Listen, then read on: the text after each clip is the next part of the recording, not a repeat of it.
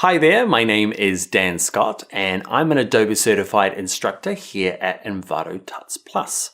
And together, me and you are going to learn everything you need to know to get started with Adobe Photoshop.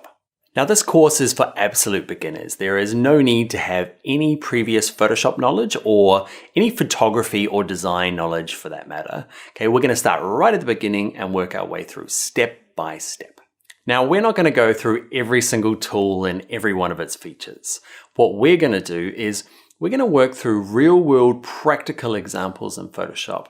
Then we'll learn the tools and features necessary to make it an amazing image. We'll start by getting the most out of our photographs, correcting the light and the color, also how to change the colors completely in Photoshop. We'll spend some time with text, showing you how to distort it along with all of its effects. I'll share some amazing cropping and resizing tricks, as well as exciting ways to transform and distort images so we can fake mockups like this. I'll show you all my special retouching tricks, cleaning up small imperfections, as well as removing larger parts from images. Before the end of this course, you'll be able to make simple masks like this, but you'll also have the skills for super tricky masks like this out of focus here. There's lots more as well, like mastering layers, knowing the best practices for exporting images and sharing them. It's just a really good foundation for getting started with Photoshop. I set some exercises through the course so that you can practice the skills while you're learning. So if you've never opened up Photoshop or you've opened it and you've struggled with it, follow me and I will show you the best ways to make beautiful images in Adobe Photoshop. Alright, it is time to get started. Now, the first thing you can do is you can download the source files.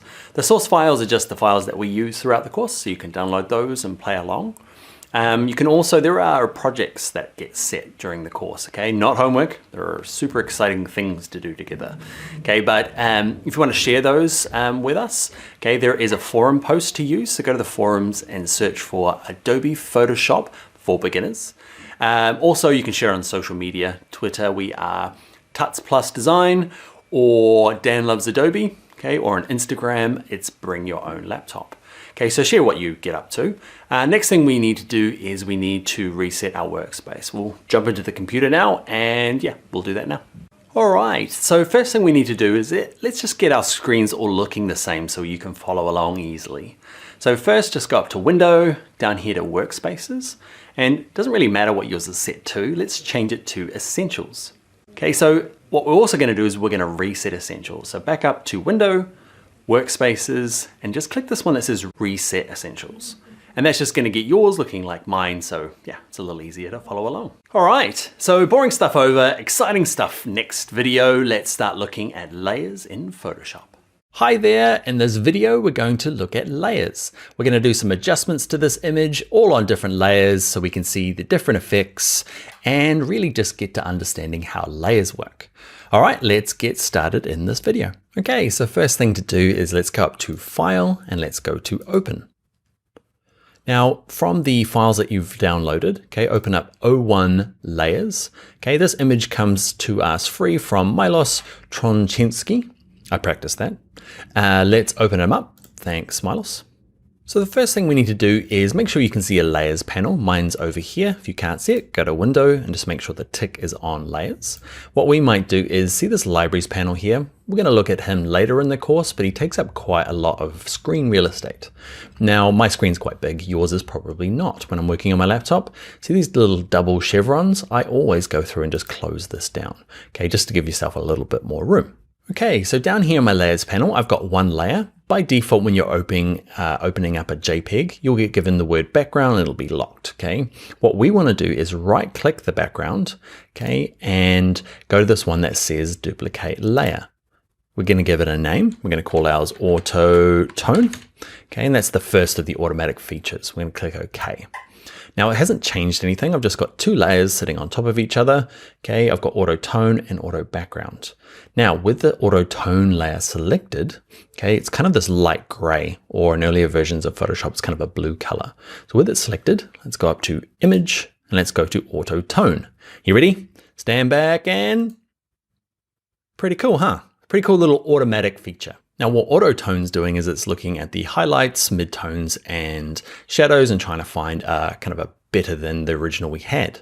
Okay, so it goes and does that for us. A nice little quick automatic feature. When do I use that? I use that quite a lot when I'm doing maybe images that they're not going to be like the front cover of a magazine or the hero image for a design. It's just, I want a quick fix. Okay, I've taken them on my phone or something and they're not quite perfect. I'm going to go through and use something like auto tone before I say upload them to social media. So over here in my layers panel, the thing to look at is auto tone. Okay, it's a little hard to see. The thumbnails are slightly different. What we can do is turn the eyeball off on this auto tone layer. Just click the eye right in the middle. Okay, and now we can see the layer underneath, which is the background.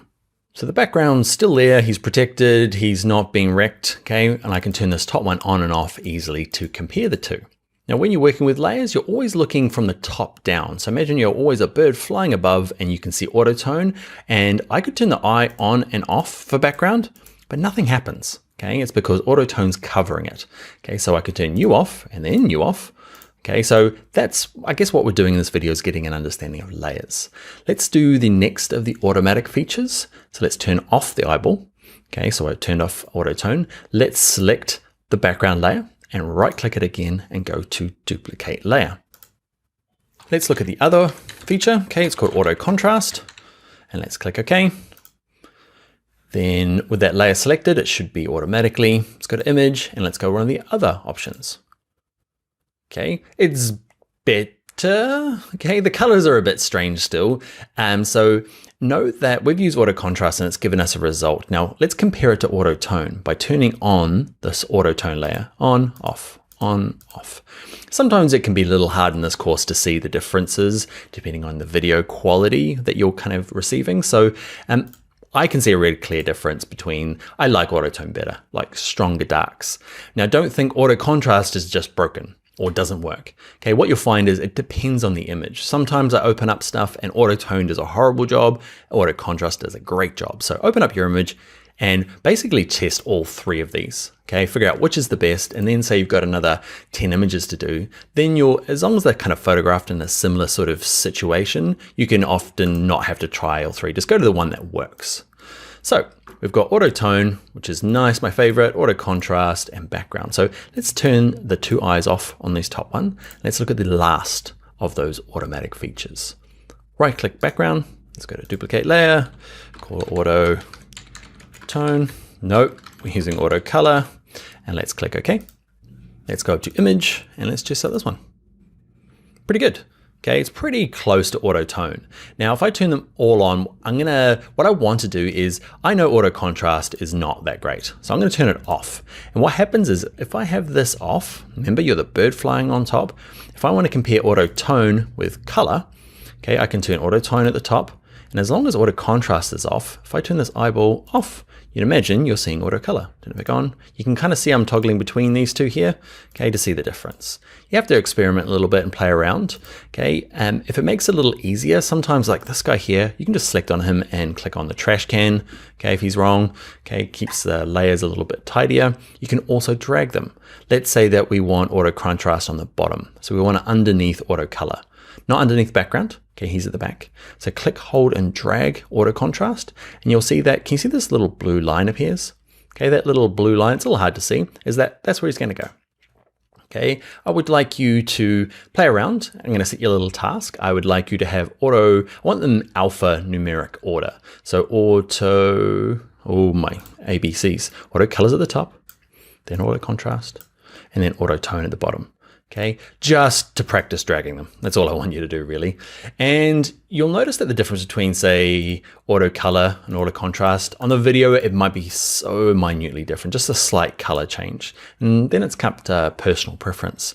Do you like auto color better or auto tone better? Now you could go through, open up a bunch of images and just run that one automatic feature. All right, so that's our basic introduction to layers, and we looked at some of the cool little automatic features in Photoshop. Now we're gonna use layers all throughout this course, so if you're finding like, man, heck, that was confusing with layers, don't worry, we're gonna kind of work through them every video looking at layers and you'll get a bit more comfortable with them. One of the things we'll have to do before we go though is save this document. Now we opened it up. Remember, it was a JPEG when we opened it. Now if I go to File, Save, okay, it's going to say you can't be a JPEG. Why is that? JPEG can't have more than one layer. JPEG just have the background layer and that's it. If you had not created these other layers, it would have just saved over the top of the original. Okay, but Photoshop says, hey, you can't be a JPEG, so you're going to have to be this Photoshop file. It's a PSD, there he is there. Okay, and I'm happy for you to save it straight back into the source files using the same name. The only thing different will be the PSD. Don't change any of the settings, okay, and just click Save. This little Photoshop format options opens up every single time. Don't worry about this, okay? It just means that Photoshop's asking, if I save this as a PSD, do you want me to save it as a maximum compatibility version? And all that means is that it's more likely to open in really old versions of Photoshop. Okay, so I always leave this on. It makes the file size slightly bigger, but just leave it on and click on Don't Show Again because it's not something that needs to pop up every time. I'm going to leave mine on because I'm an instructor and I need to explain this thing. It's a pain, but hey ho, let's leave it on there. Let's click OK. Cool. So let's finish this off by going to File and Close. And before you go, let's practice that. So let's go to File and go to Open. And I want you to, on your own, open up the O2 layers, the Tavern Dodson. Thank you very much for the image. Let's click Open. And I'd like to set you a task. I want you to go through, duplicate the background layer. You'll end up with 4 layers in total. Okay, and I want you to practice with these 3 different automatic features. Then I want you to reorder them to the one at the top that you feel is the best. Remember, it's not always 100% perfect. Okay, it's a bit of personal judgment, but drag the one that you think is the best to the top of the layers group, okay, and stack them up. Just a bit of practice. All right, I'll see you in the next video where we are going to look at a little bit more of Photoshop kind of foundations, where we show you how to work with multiple images, kind of copy and paste from one to the other and how that works. All right, I will see you in the next video. Hello friends, in this video we're going to look at kind of basic navigation of Photoshop. Okay, we learned a little bit in the last videos with layers, but now we're going to start moving things around and resizing them. Okay, so we're going to combine 1, 2, 3 images and put them all together on this one in these nice little cubes. Okay, so a few little shortcuts, promise not too many, but just the things that get used quite a lot. It's best to use the teeny tiny shortcuts. I promise not to overwhelm you much. All right, let's get started now.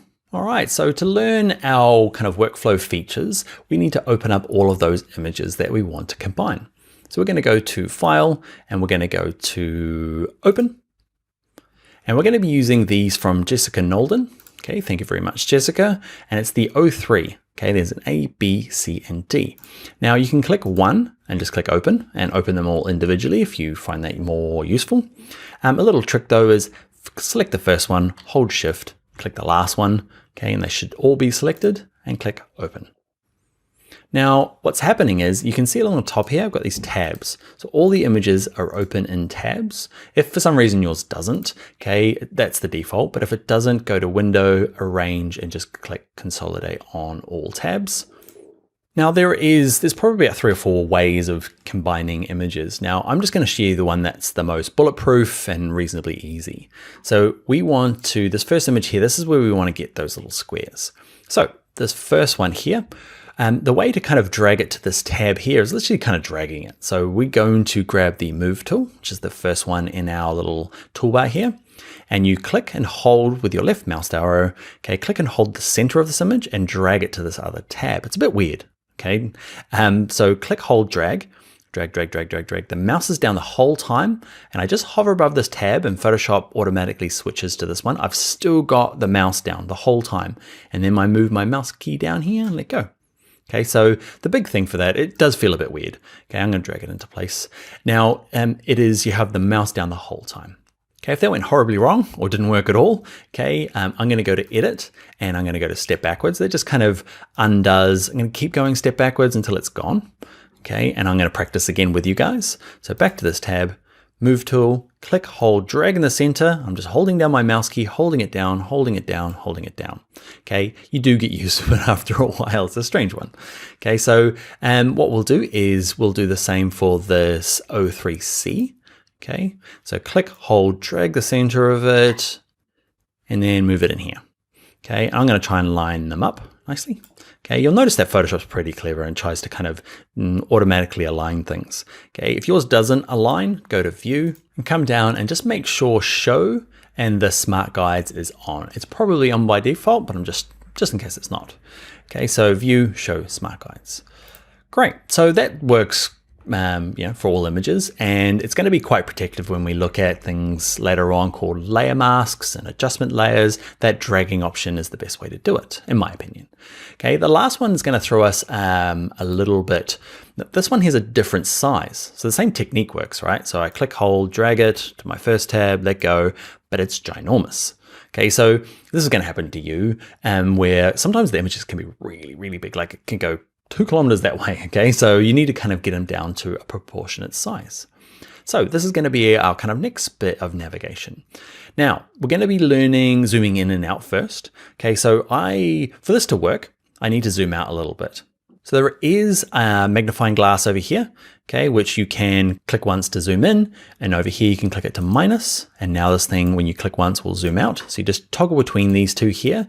Now, you can definitely do it that way, but what you'll find is that it's such a common thing you do in Photoshop. Everybody learns the shortcut quite early.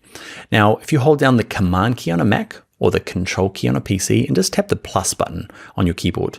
Okay, just up on the top of your keyboard there. Plus to zoom in, minus to zoom out. Okay, we're not going to go through too many shortcuts here, but there's just a couple that you really need to know early on. What I'd like you to do is zoom out to kind of this level, doesn't really matter, just so you can see the edges, because what we'd like to do is shrink this guy down. Okay, so I've got that layer selected.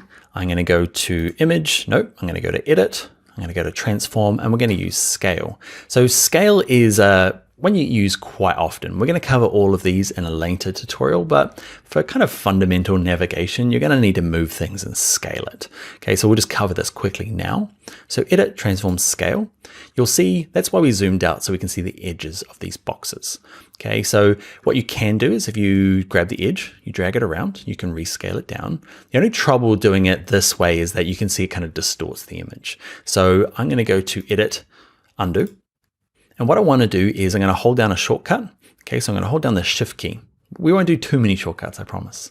Okay, but hold down the Shift key and grab any of the corners before you start dragging. Okay, and that just means it will scale the height and width, kind of a fundamental Photoshop thing. Okay, so once you get it to a size you kind of like, okay, sometimes if you're new, you're sitting here like me, looking at your hands and going, do I let go of the Shift first or the mouse key first? Okay, it's always the mouse. Okay, anytime you're thinking that, it's always the mouse. Let go of the mouse first. Okay, and then you can let go of the Shift key. And I'm going to drag mine in kind of close, and you see it kind of lined up nicely. And what I might do now is just drag it so it's the perfect width to match these other guys. Now, zooming in a little bit, who remembers the shortcut? You all do, okay? So on a Mac, it's Command plus. If you're on a PC, it's Control plus. Okay, zoom into a nice kind of size. And this brings us on to our next kind of fundamental navigation feature that we need to learn in Photoshop. Okay, and it's just moving around this canvas. So you can see I can't see the bottom here. Now the long painful way is grab any of these sliders and drag it down. And that is fine when you're really new. Okay, and I threw a lot of shortcuts into this tutorial, just one more. Okay, hold down the spacebar key. See my little arrow here? The spacebar key transforms into the little hand. Okay, so spacebar key and just kind of click, hold, and drag your mouse. So spacebar down, click, hold, drag around. Okay, or use these little slidey handles. They are totally fine. All right, and what I'd like to do is just resize it a little bit more so it matches these sizes. So what's the key I hold down to make sure the height and width is the same? You remember, it's the Shift key. So holding Shift, drag it up and just get it kind of close. We're not looking for perfection right at this moment. We'll cover a little bit more later on. Okay, get it close. Now, when you're finished, you need to kind of say, Photoshop, I am done. To get rid of these like little marks around the outside, because you'll find that some of, you see my menus just don't work now. Okay, because it's saying, I'm halfway through this thing, please. Dan, finish it off by hitting Return on your keyboard or the Enter key. Okay, and that just kind of gets it to where I need. I'm going to zoom out a little bit, which is, you remember, Command minus or Control minus. Okay, and what I'm going to do is with my Move tool, okay, and now depending on if you've turned yours on or off, make sure Auto Select's on. Okay, and I can click and drag this one up here. I'm going to drag this one here and this one here. Ah, beautiful. All right, my friends, that is going to be it. So just to recap, to move things from one image to another, or at least one tab from another, use your move tool. Click, hold, drag it up to the tab, hold the mouse key down the whole time and let go of it. Now, if you end up with problems with it being the wrong size, you go to Edit, go to Transform and use Scale. And if you want to lock the height and the width together, what do? That's right, Shift key, hold that down, okay? And the other two things we learned were some shortcuts, okay? Zooming in, which is Command plus or minus on a Mac, or Control plus or minus on a PC. And once you're in really close, okay, you can drag around with these guys or hold down the spacebar key to move around. Click, hold, and drag your mouse. All right, friends, let's get on to the next video where we start looking at something called levels, probably the thing I use the most in Adobe Photoshop. All right, let's go there now. Hi there, in this video we're going to look at something called levels. Basically they get the shadows and the highlights and the midtones all to look really nice. Okay, let's take this image here. Okay, looks great, but then we add levels and looks more amazing. All right, it's the foundation, it's the thing that I do most in Photoshop when opening up a new photograph. Let's go learn how to do that now in Photoshop. All right, so first up, let's go to File and go to Open. And in your source files, open up O4A, okay, this one here. It is a photograph by Errol Ahmed, okay, and let's click Open. All right, so let's look at opening the levels. Now, there's a couple of ways of opening it in Photoshop, and if you've done Photoshop a long time ago, you might have used this method here. Let's not use these. These here are very destructive, so we're going to use the non-destructive methods, okay, which is basically this adjustments panel here. If you can't find it, let's go to Window and just open up Adjustments. And you've got to hover above them. After a while, you work out what these little icons do. But can you see here, I've hovered above it with my mouse and you can see, whoop, there is where levels is written. Okay, so I'm going to click on this one here. This is definitely for me as a amateur photographer, but professional designer. I use this one the most when I'm fixing up my images because I need a lot of work with my imagery. Now, this complicated looking thing opens up. It's called the histogram. It's not complicated. Well, it's not very hard to use, which is nice. Basically what we're looking at is information from images. This is all see this little dark house here and the white house? This is everything that is really dark in the shadows, and this is everything that's really bright like lights. Okay, you can see here it's missing a little bit of information there and a little bit there. Now what you do with levels is you basically just drag this black slider up into the first little mountain here. Okay, so click, hold, and drag it.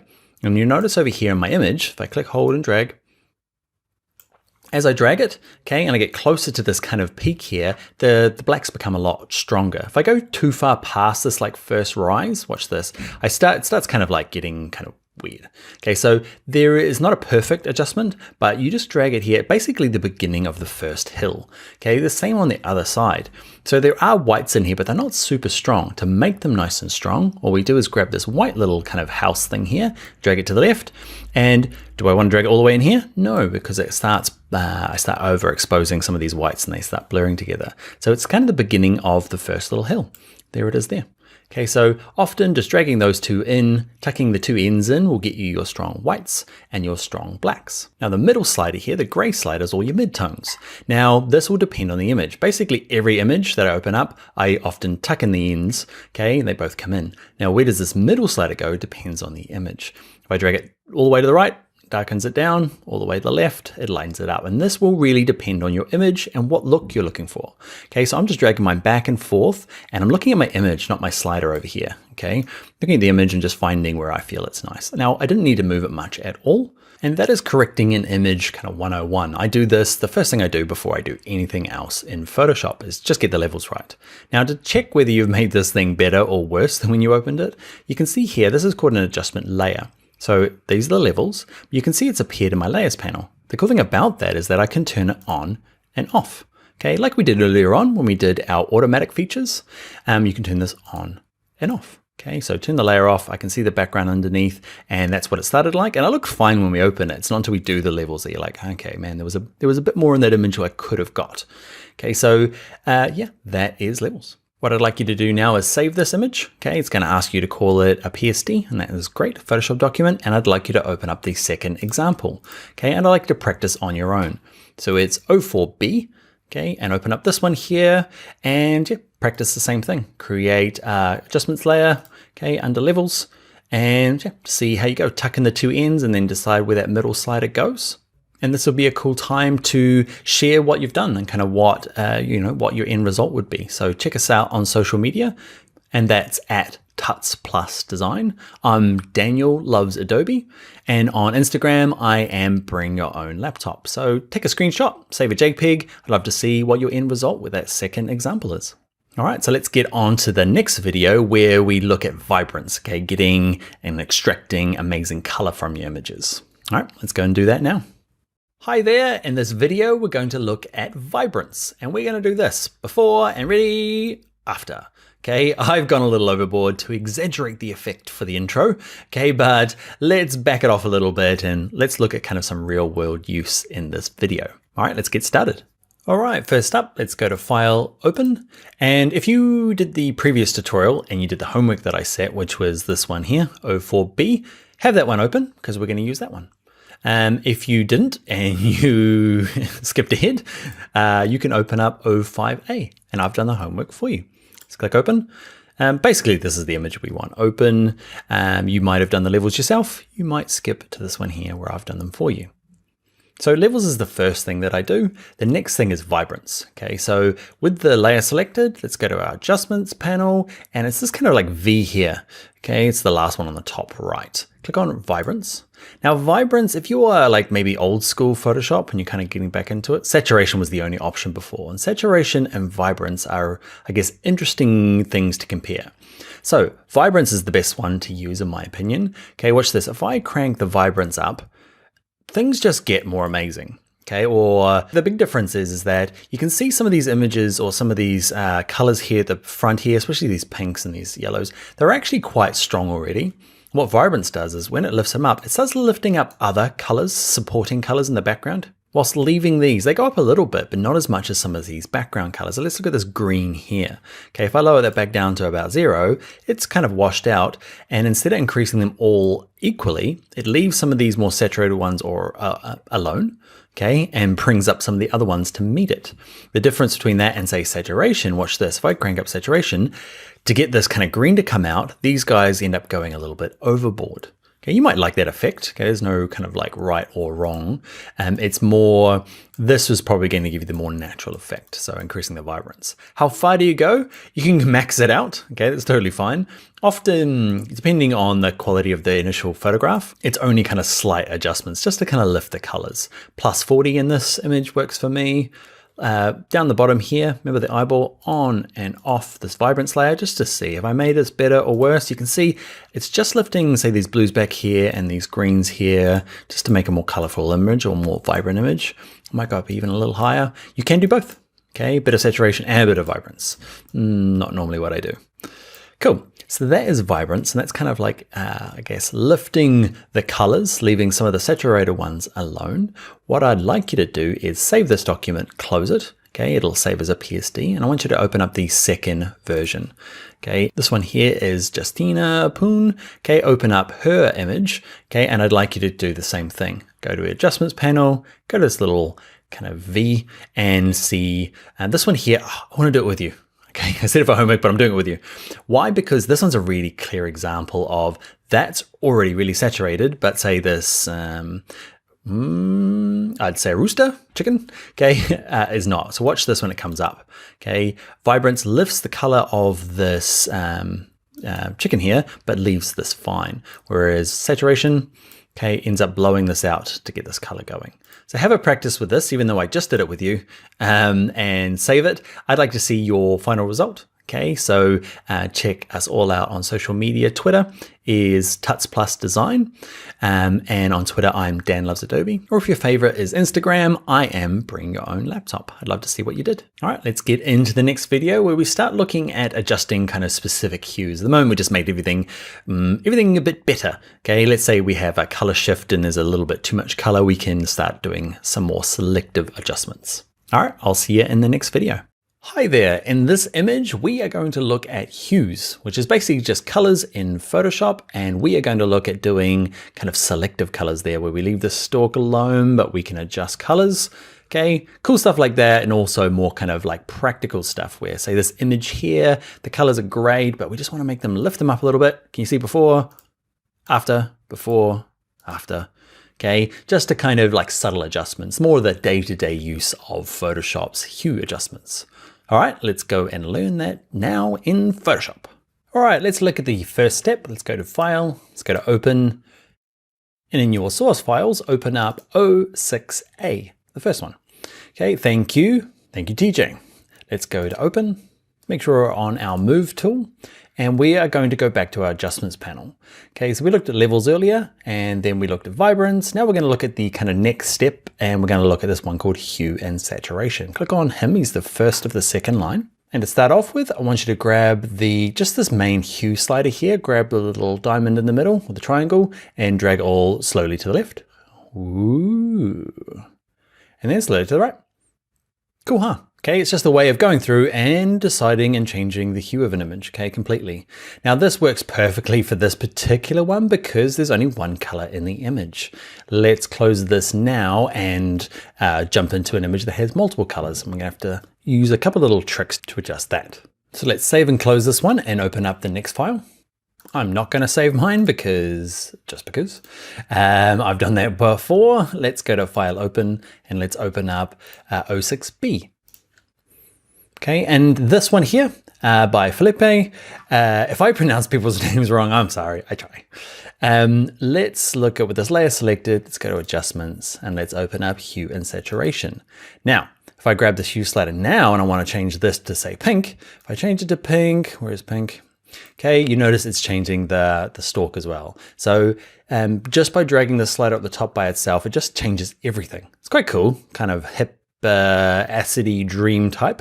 But let's say that I want to kind of isolate this particular color. Okay, so where is his master? Drop that down and let's go down to reds. Okay, and now it's going to only adjust the red color. Cool, huh?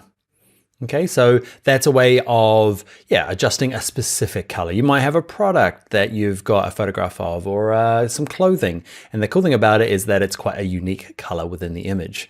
If there's multiple things that are red in this image, this is not gonna work. But we'll look at something called masking later on to fix that. But for the moment, okay, because we're putting out one red thing, it's a nice, quick, easy way to adjust the hue. Now, not just adjusting the hue, we can go through and adjust the saturation of that color as well for that one particular color. Okay, the other thing is, let's say that you want to change the color of the stalk. Now, what happens, especially in kind of like landscape and kind of nature shots, is you're like, okay, I want to adjust that color, which is green, clearly, because it's the stalk of a rose. But if you look real closely, it's actually, if I zoom right in, it's actually a bunch of kind of ochres and yellows that make up that. Kind of my brain tells me that it is green because that's what green stalk should be. So if I go to say greens and say I want to adjust you, not a lot happens, you can see. Okay, it's because actually this guy is made up of mainly yellows. So that happens quite a bit. You're thinking maybe this thing's broken. It's not. It's just like the yellows are just not, the greens aren't very green. They're more of a yellow color. So now I've got yellows and adjusting them. You can see I can adjust it. And often what I'll end up doing is adjusting the greens to look more like the kind of green. You can see I've just dragged it a little bit to the right and it's kind of made it green. I'm going to drag up the saturation, okay, just as an exaggeration to show you that, it's actually the yellows. Now the lightness slider here, I never use. It does a pretty weird thing. It just kind of like covers we're looking at this down here, covers it all in white or removes it all black. Okay, so I never use that slider. If you want to play with the lights and darknesses, okay, go back to the levels like we did earlier in the tutorial. Remember that's under adjustments and here under levels. Okay, so you might not be doing this particular exercise very much where you kind of want to replace a color. Let's look at kind of more thing that I end up running into a lot more. So let's save and close this one. I'm not saving it. And let's go to File, Open. And in here, we're going to open John Mark Arnold, okay, his 06C. Let's open up that one. Okay, so this is kind of typically what I end up doing. I don't end up changing like the whole rose, like changing a completely different color. I don't get to do that very often. Most of my work is I got an image from a photographer, I'm using it for a project, and I just want to make the greens a little greener and the sky a little bluer. So to do that, it's the exact same technique as we did for the previous one, but we're going to be a little bit more subtle with it. So Adjustments panel, let's go to Hue and Saturation. And what I want to do is adjust this grass here. Now, like in the last one, grass in this case is actually more yellow than it is green. If I grab the greens and try to adjust the colors, nothing much is changing. So if I go to yellows though and adjust them, Okay, you can see there's a lot more yellows going on in that grass. And what I want to do is, instead of making them purple, which you could do, okay, I'm just going to make them a bit more green. Okay, so I'm dragging a little bit to the right. Now, on, off, you can see, yeah, a bit more green. And what I also might do is grab the saturation, just drag it up a tiny bit. Now, it's those kind of like tiny adjustments. These are the hard ones because you're like, it's like, sometimes you're like, you want to just make it scream like you've fixed it in Photoshop, but often it's just more kind of like subtle changes than it is, you know, that's the kind of, I guess, the nice adjustments are just tiny little corrections. Same with the sky. The sky is actually made up of a mixture of blues and cyans often. So you have to kind of pick the blues, check that they're in there by dragging the saturation up. You can see that they're definitely there. So what I want to do is probably just bump them up a little bit. Okay, on, off, just a little bit more maybe. And in here, you might go to the cyans and I crank up the saturation, definitely in there as well. So there's a mixture of both of those colors. And you can decide whether you want to kind of adjust them and make them maybe a little bit more blue or, yeah, there you go. Just a little bit of touch that way. And I'm going to crank up the saturation a little bit. Okay, so on, off, on, off. It might be a little bit hard to see in the video, but hopefully if you're playing along on your monitor, you'll be able to see it quite clearly. Yeah, it's these kind of like tiny adjustments are the things that I spend most of my time doing, just little fixes. One thing before we go is this one here says colorize. If I click on colorize, it kind of removes all the colors and gives you an option for the slider here to do like a sepia or just kind of a, you know, single tone color. Okay, so this can be kind of cool for that sepia effect. Okay, find a kind of a reddy or yellowy kind of dust color, and yeah, easy, just turn that on and off. Okay, as a, yeah, colorize is good for that. Okay, so I'm going to actually save this one here now. And what I want to do is I've got an exercise for you. If you go to File, Open, the last one in that is 06D. It's by Ellis Kurvik. I'm just gonna, anyway, let's click Open. Okay, and this one here, beautiful photograph, and you know, it's cool the way it is, but let's say that we want to make this guy's a little bluer and the trees and the water a little bit more saturated. So I'd like to use you to do this for an example. Okay, so go to your adjustments panel and use your hue and saturation. And I want you to see if you can practice your techniques, raising the blues, see if there's any cyans in there, greens, and just kind of, I guess, make it a little richer. All right, my friends, that is going to be the end of hue adjustments. Okay, we did some big sliding adjustments for that first image, but then we got a little bit more and more specific as we got along, just kind of tweaking the colors towards the end of this exercise. So do your homework, and I will see you in the next video where we start working with text. Hi there, in this tutorial, we're going to look at type in Photoshop. Now we're going to create a little mini design project. It's going to be a postcard, Mother's Day sale type thing. And yeah, we're going to explore type throughout. All right, let's get started. All right, so the first thing we're going to do is, let's say we've got an image we want to use, right? Which is, let's go to File, Open. And in your source files, it's called 07A. We've used this image before by Errol. Okay, let's click Open. And instead of trying to resize this into a postcard size, that's what people tend to do. Let's say you want to do something for like a US letter or A4, as they try and grab this and try and reshape it into the right dimensions. It's way easier in Photoshop to go to File, New, create the right size, then drag that in and use our cool little scale option to kind of resize it so it fits. It's definitely easier doing it that way. What you'll also find in Photoshop is that you can just type in your inches along the top here, or switch it to centimeters or millimeters, depending on which part of the world you're in. What we're going to do is we're going to go to print, and there's some default templates in here. Okay, you can see there's US letter, legal, tabloid, A4. Click on this little view all presets. And what I'm looking for is one in here called, it's not in here at all. Okay, it's under art and illustration, and it's this one here called postcard. So with it selected, it's done a few things. It's given it the right height and width. No, in different parts of the world, it's actually different sizes. We're going to use the US, and what we're going to do is we're going to make a landscape. Okay, just for this one. We're not going to change anything else. Just make sure yours looks like mine in terms of resolution and color mode, but we'll discuss that later on. Let's click Create. Now let's go and save this thing. And what you'll notice is that saves grayed out. It's weird. Photoshop, it's one of the kind of quirks of Photoshop. It says, well, you haven't done anything to this, so I'm not going to save it. So if I grab the text tool and started adding text, it would start. It'll allow me to save, or just go to File, Save As. Okay, and I'm going to give it a name. I'm going to put it into my source files, and I'm going to call this one Dan's Postcard. Postcard even. Let's click Save. Now we're going to use our fancy trick we learned earlier in this course. We're going to go to our image of flowers. We're going to grab our move tool. We're going to click, hold, drag into the tab. Keep holding the mouse down and then let go down here. All right, so it's the wrong size. Okay, I kind of did that on purpose so we can practice our resizing. And what we're going to have to do is we're going to look at rotating it as well. So make sure our layer here is selected. It's got the little icon or the little thumbnail of our flowers. Let's zoom out. Who remembers what the shortcut is? That's right, Command minus on a Mac, Control minus on a PC. We're going to zoom out so we can see the edges like we did earlier. Let's go to Edit, let's go down to Transform, and let's look at Scale.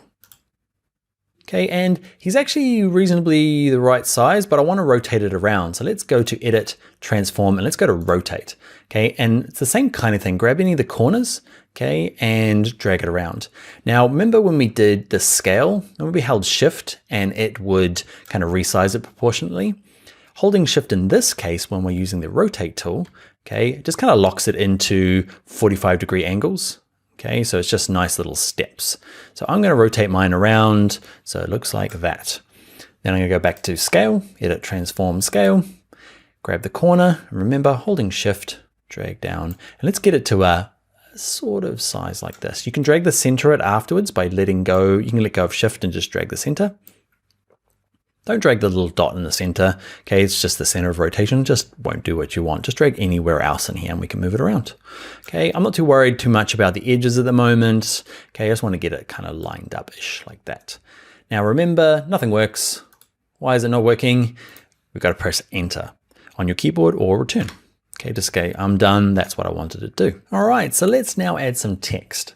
Okay, so down here is your text tool. Now, actually, let's zoom in a little bit. You remember the shortcut is Command plus on a Mac, Control plus on a PC. Grab the type tool. It says capital T here. Okay, and what you can do is, we're going to learn the kind of two ways of adding text. The first way is clicking once. Okay, and you can type in, and it just kind of goes forever. I'm just mashing away at the keyboard to give you an instance. Now, if your font is a whole lot bigger or a different color, it doesn't really matter. What you might do is select it all and change the font either over here. You can do it in both places, the top or over here on the right, down to something like 10 point for this example. So that's one way of adding type. When you're finished, okay, you can go back to the Move tool, and that kind of commits that change. And I want to show you the other way of adding type. That's good for headings. So, but if you've got some like say body copy that wants to go in, grab the type tool. And before you start typing, actually, no, that's fine. Okay, is just to click, hold, and drag out a box. Okay, whereas before we just clicked once and we started typing. This one we clicked, held the mouse down and dragged out a box. What this is cool for is I'm mashing away at the keyboard again, but you can see it kind of breaks onto different lines. Okay, it's a good way of putting in body copy. If yours is like mine, there's these massive big gaps in between the lines here. Okay, I'm going to select it all by using my type tool and just kind of like drag up across all of this. And then over here under line spacing, it is way too big. I'm going to set it back to auto. Cool. So let's look at styling some of this now. So those are the two ways of doing it. Clicking once, and the other one is clicking and dragging a box, depending on what you need. Remember to finish this, go back to the Move tool. Great. So what I'm going to do is I've got these two layers, crazy letters in them. So this first layer here, actually, it doesn't really matter what layer you're on. If you grab the type tool, click anywhere in this top part, I'm going to select all the text, hit delete, and I'm going to type in some proper text now. So yeah, we're going to cover a few more text features, but now it's a little bit, we're doing a little bit of design work. Okay, so Mother's Day sale. I'm going to select all the text. I'm going to make it white. Now you can see I can use the color here or color there. I've got the text selected. I'm going to pick color. And in terms of choosing a color, you use this little slider to pick the hue. Okay, let's say you wanted pink and then you click there for pink. You can see there's my text in that color. You might have to move this out of the way to see what you're doing. What I want is white. And to get white is to grab this little dot that you've put anywhere and just click, hold, and drag it, and drag it kind of like way into this corner. I drag it a little bit past. That means it gets all jammed up in the corner and it's perfectly white. Click OK. I'm using Garamond for my main one just because it's a font that you're likely to have as well. So in terms of font size, that works for me. What I might do is after day, put a return in. Okay, and if the spacing between the lines is not great, okay, we're going to have to adjust it. The other thing we might have to do is this text here is kind of overlapping the one at the back. So let's grab this layer, okay, which is the top one there. I'm going to grab my move tool, and I'm going to say, come down a little bit, buddy. Say way down here. Back to Mother's Day, and I'm going to drag you down a little bit. Awesome. Don't worry if you're finding it a little bit hard to read against the background with your font. We're going to add drop shadows in a future video to this particular text. Let's look at a couple of advanced features. Let's grab the type tool. Let's click once, okay, because I just want a text box that runs on forever. And I'm just going to put in, let's say, save the date. Save the date. Font's a little bit big, so I'm going to have to grab it all. Let's just make it a bit smaller. Okay, and weirdly, it's different all around the world, right? So I'm in Europe at the moment, and it's different from where I'm from in New Zealand. Okay, I think it's the second Sunday in May in New Zealand, but it's not the same in Ireland here, which can be tricky. Sorry, Mum. The reason I'm doing this is I want to select all the text. Okay, and I want to make it capitals. I want to change the font first. I'm going to pick probably one you don't have. You can pick any font you like. I like Museo at the moment. Okay, it's one you can download and buy from Typekit. We're not going to cover how to install fonts specifically just yet, but I'm going to pick, yeah, I like that one. Okay, so pick any font, and let's say I want to make it all capitals. So over here, you've only got some basic kind of features. You've got the font, the kind of font weight, basically whether it's light or bold, and some other basic stuff. You got this advanced button. It's not that advanced. Click on it and it gives you kind of, I don't know, some of the stuff that I'm used to seeing in a type panel. And the one that I want is this third one in, and it says just make all caps. So that's what I want to do. I want to drag the font down. Now, another little tip for fonts, you can see it goes from 18 to 24. Like, what if you want 20? You can just type it in there and hit return, and that'll force it to be. Or the trick that I use quite a lot is, doesn't matter if you're using this one or this one down here. I'm going to close them back in. See this little icon here? If you click and hold and drag on that icon, so I'm just clicking, holding and dragging left and right. If you've got a really slow computer, it doesn't work that flash, but I'm dragging mine. I find that's just a little easier to work out what font I want. Great, I've got mine down to 12 point. Okay, my move tool, and I click it, drag it there. Grab my Mother's Day layer and drag you about there. And this last layer down here, okay, this crazy layer, I'm going to move him to about there. Now, I don't have specific text to go in here, so I'm going to show you a little trick before we leave. We're going to grab the type tool, I'm going to click in here, I'm going to select all this text, we're going to hit delete. Okay, and what we're going to do is put in something called placeholder text, or lorem ipsum. And it's just a really common way of putting in placeholder text. I know that, let's say that I'm the designer in this job, but not the copywriter, and it's coming from the client, and I know it's not coming today. So I just want to put some text in. So cursor flashing, go up to type, and come down to paste lorem ipsum. Now, it's just Latin words. They're just mixed up, so they don't make any sense. And it allows you to design without there being that kind of distraction of fake words in there. What I'm going to do is just delete. It puts in lots. Okay, so I'm deleting lots of mine, just so I've got a little bit of lorem ipsum in there. I'm going to put in a couple of returns. I'm going to put in www.florist, my florist. This is totally made up brand. Okay, myflorist.com. That's probably a website, not mine. So I'm going to select all the text, and now you might want to skip ahead because I'm just styling now, picking white. Okay, what font am I going to use? I'm going to use that Museo again. I like that one. Museo. I like Museo rounded. It's really cool. Back to my move tool. And that's going to be it for this particular course. The big thing to know is that you click once, you get a type box that goes on forever. If you click and drag, you get a box that has an outside or a kind of a break at the end. The other good tip is to select on the layer, and you might need to go into advanced. Now, I don't think advanced is super nerdy stuff. It's just, actually there's some good usable stuff in there. And you also know if you toggle this or keep clicking it, it switches between your advanced character and advanced paragraph. So if you're looking for indents and other stuff, yeah, just keep clicking on this, mash away until you find the one you need. All right, my friends, let's finish this one and get into the next video where we look at doing type on a path. Hi there, in this video we are going to do things like this where we get the, say, photographer's name to flow along the edge of the leaf here, okay, along a path. And down the bottom here we're going to make this particularly ugly badge where we get the text to flow along a circle, and then we're going to make some bulgy text in the middle, okay, all learning cool skills using text in Photoshop. All right, so to get started, let's open the file to get started with. Let's go to File, Open. And in your source files, okay, you can open up 08 warped text. Now, if you are following along this tutorial series in order, okay, you can just use the file that you created in the last video rather than opening up this one. Okay, but if not, open up this file. And what I'm going to have to do, what you might have noticed, is I picked some new fonts. I just couldn't handle Garamond anymore. So I picked some fonts. The trouble is you're not going to have these fonts. So what I'm going to have to do is I don't want there to be any kind of trouble when you're trying to open the document and it's saying you've got no fonts. So what I'm going to have to do is click the top one, hold shift, grab the last one, and dun, dun, dun, we're going to go to layer and we're going to do the merge layers. Now your file's going to open. It's not going to have any trouble, but the text is not editable. Sorry about that. Cool, so let's start with the kind of curve that goes around here that identifies the photographer.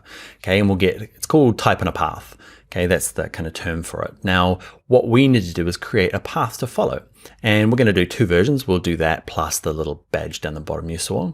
And we're going to start with, if you find the pen tool over here and hold it down, so click, hold down the pen tool. Okay, and these extra options pop out. We're going to use the freeform pen tool. If you're already master of the pen tool, use that one. Okay, the freeform pen tool is for people that don't even know what these are. Okay, it's a nice, quick, easy version. So let's grab freeform pen tool.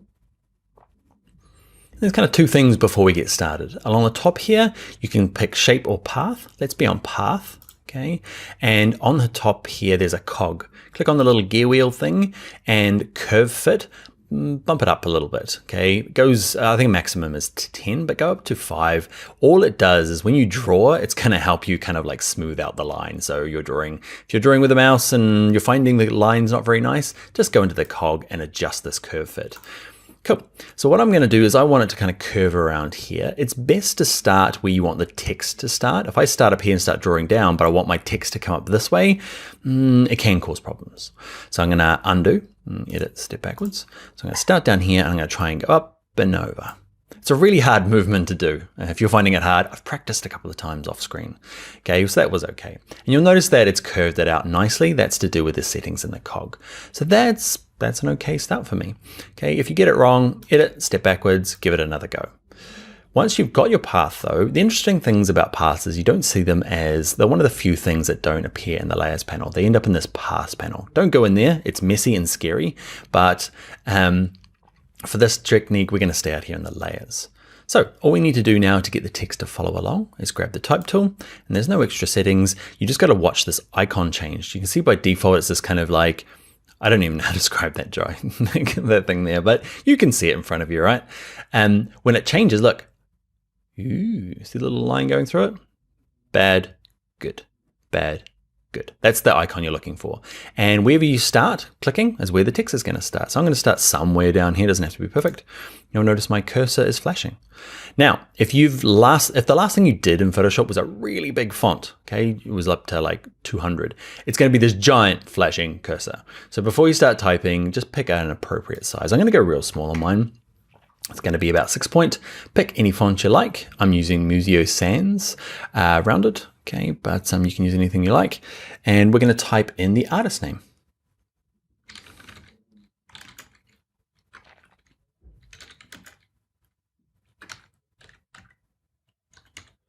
Errol Ahmed. Okay, and yeah, that's type on a path. if you can draw it and you can use the type tool just to click on it, and we'll follow along. There's a couple of things you probably want to do is you can select all the text like normal and make some adjustments, okay, font and size and color. Mine's white. And the other thing you might want to do is this starting position for it. So I'm going to zoom in, remember Command plus on a Mac, Control plus on a PC. Okay, and I'm going to use my little sliders here. I can't use my spacebar shortcut that we learned earlier on because I just learned if you hold down spacebar, it just puts in lots of spacebars. Cool, so we've got this. Now we want a beginning and ending point. You can kind of see them there. There's this little cross icon, that's the beginning, and that's the ending. To adjust where it starts on this line and where it ends, you have to use this tool here. It's just underneath, okay? It's the path selection tool. Now, again, you can hold down this tool. If yours is stuck on the white arrow, that's fine. Just click and hold it down and grab the path selection tool. Cool. And if you click hold, you can drag the beginning point. Drag it back. It's a little bit tough. If you're finding like, man, this is a little confusing, it is. It's a little bit tough to do. And the ending point, I don't really change that. I want it to be as long, but you can see if it's too small, it doesn't have enough room to fit that word and just kind of drops them off. So if you are finding everything's disappearing, you might have to find that little circle, okay, and drag it out to the end of the line. Another thing you can do is click, hold, and drag anywhere in the middle of the line. You can see that little icon. It's all about icons here. See the little arrow there? If you click, hold, and drag it, okay, you can drag it and flip it underneath. And it's kind of flipped underneath. I'm going to go edit, undo. It's not what I want. Step backwards. Okay.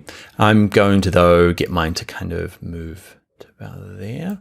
And the other thing is, do you want to edit the path? Okay, now I can kind of grab any of these points and just kind of drag them along.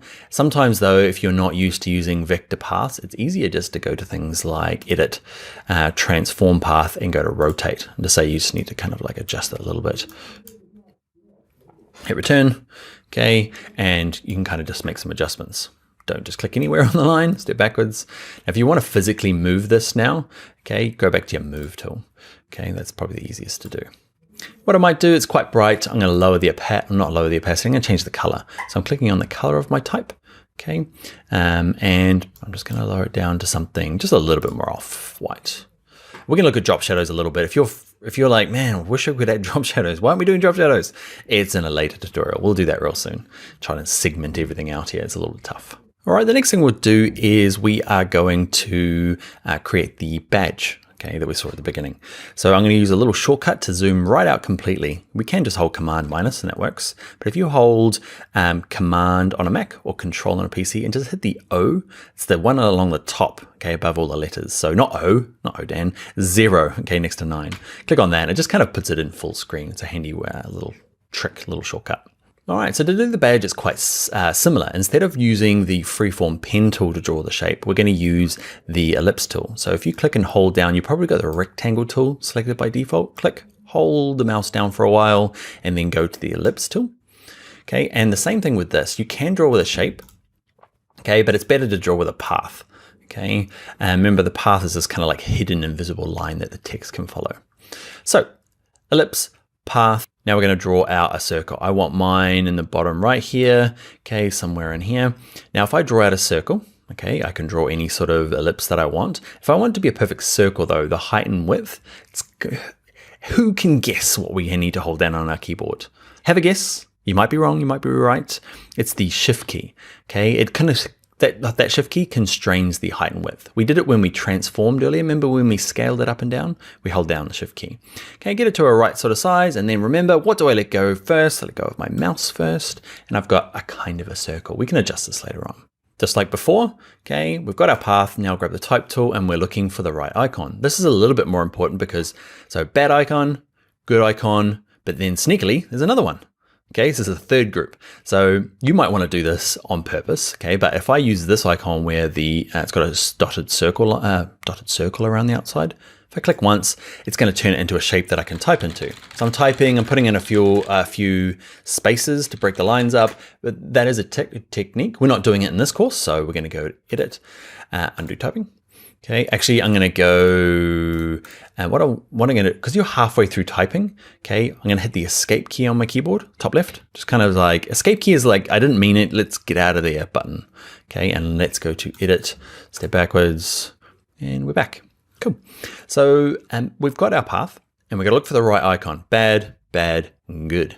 Okay, and try and get it where you want it to start. I want mine to start in the middle there, kind of. All right, and we're gonna start typing. So I'm typing in all caps. So freshness, can never spell this word. I am totally gonna pause this and come back and spell it right. Okay, what you'll notice is freshness guaranteed. Okay, oh man, it's probably wrong. It's okay. And what I'm gonna do is I could rotate this around, or what I'm gonna do is my cursor's still flashing in here. You can see a little flashing there. It can be anywhere. I'm just gonna go and be centered text. Okay, so that's gonna kind of try and center it. The problem is it's kind of centered upside down. That's okay. So instead of trying to play around with these markers, okay, there's the little cross and then there's the little circle. They're actually mixed up together here. They're really a bit of a pain. So what I'm going to do is I'm just going to go through and do this. Edit, transform path, and I'm going to go to rotate. And this is just easier. Okay, so I'm going to rotate it around so it's at the top. Hit return, and that's just a nicer way of doing it. These little targets are painful. All right, again, the font size is going to be up to what you're doing. I'm going to go down to like 5 points, probably pretty low. We'd have to print this out and double check whether this can be, whether it's legible on our postcard. It's always an interesting thing when you're working on a screen and need to print. Always print it off, just a budget one in your office, just to see, can you read the text at 5 point? Probably not. But hey ho, this is an example. So I want to leave it there and go on to doing the squidgy text in the middle, but people will inevitably go, hey, how do I put text along the bottom there? And the thing about it is that you can't do it on the same path, okay? So what you do is you duplicate this path and you have two of them and flip it over. Doesn't make sense? Probably not. Let's learn by doing. So what I'm going to do is right click, freshness guaranteed. I'm going to say duplicate layer. Give it a name. What was it called? Next day. You don't actually, it doesn't really matter what you call it. I never name my layers. Okay, you should though.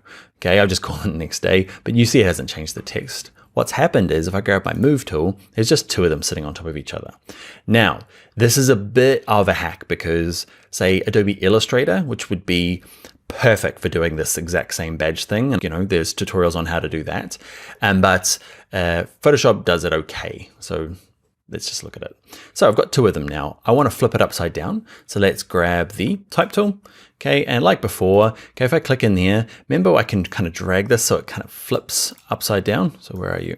Not using the text tool, that doesn't work. Okay, I'll leave that in there because you'll probably do the same thing. Grab the direct selection tool over here. Okay, the black arrow, and then click, hold and drag and flip it over to the other side. Cool, and it's on the wrong way. So I'm going to use my edit, transform path, rotate. I'm going to flip it around. Now I'm flipping this around. You might have seen before that mine just happened to magically snap like this into these nice little degrees. You can manually do it up the top here. You can see there's a degrees. Okay, but if you hold shift while you're dragging the corners, it just kind of locks it into 45-degree angles. And that's going to work for me. Hit return. I'll do it one more time. Return. Eventually you'll get it.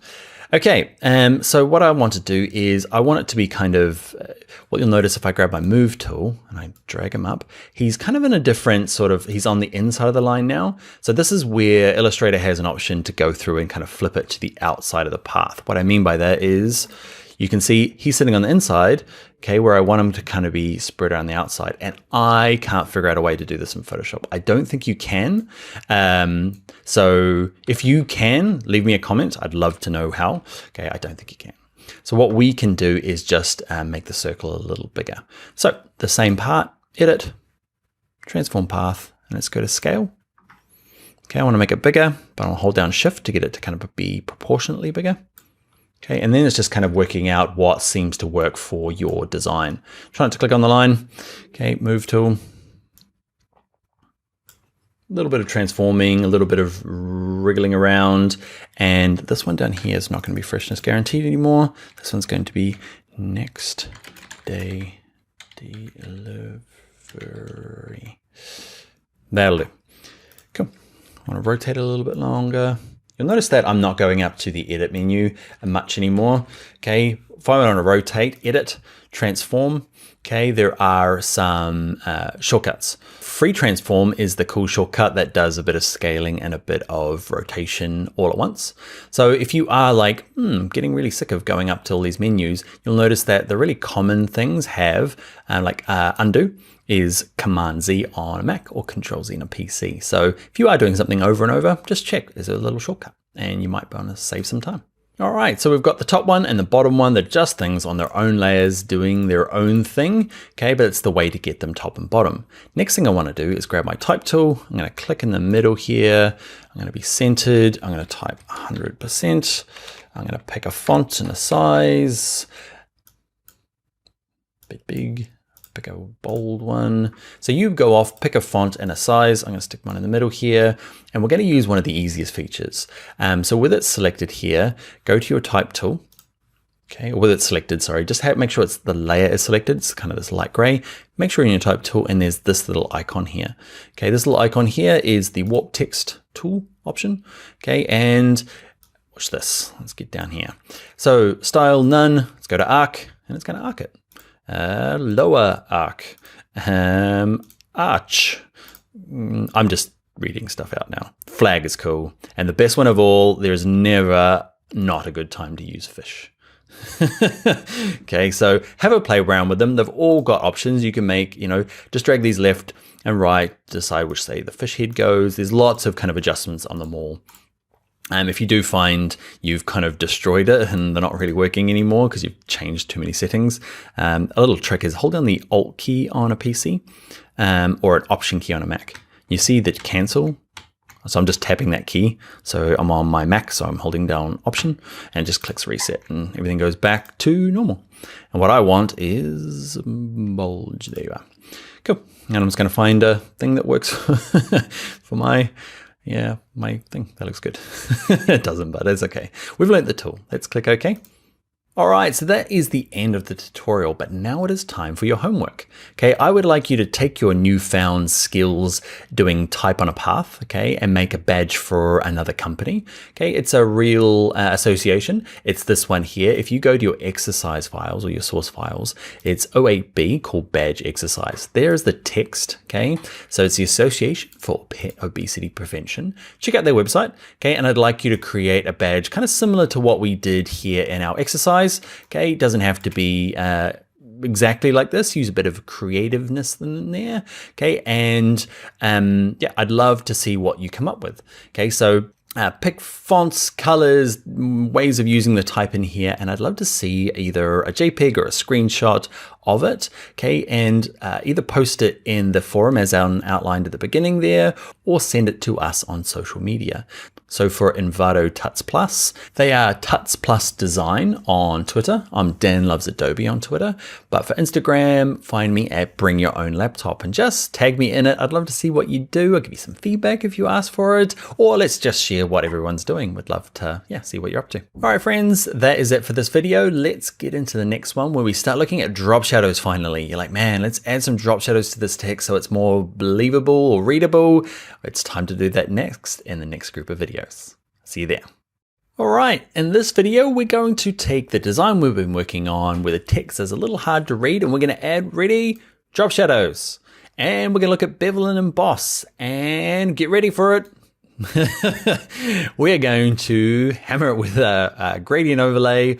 We're going to look at some of the other layer effects also in Photoshop, plus kind of lifting text with just a nice black box and playing with opacity.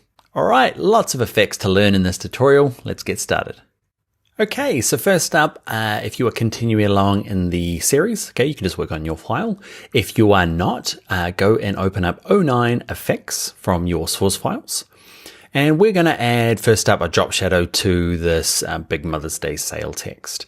So just make sure in your layers panel here, you have the layer that you want to change selected. It's kind of this light gray.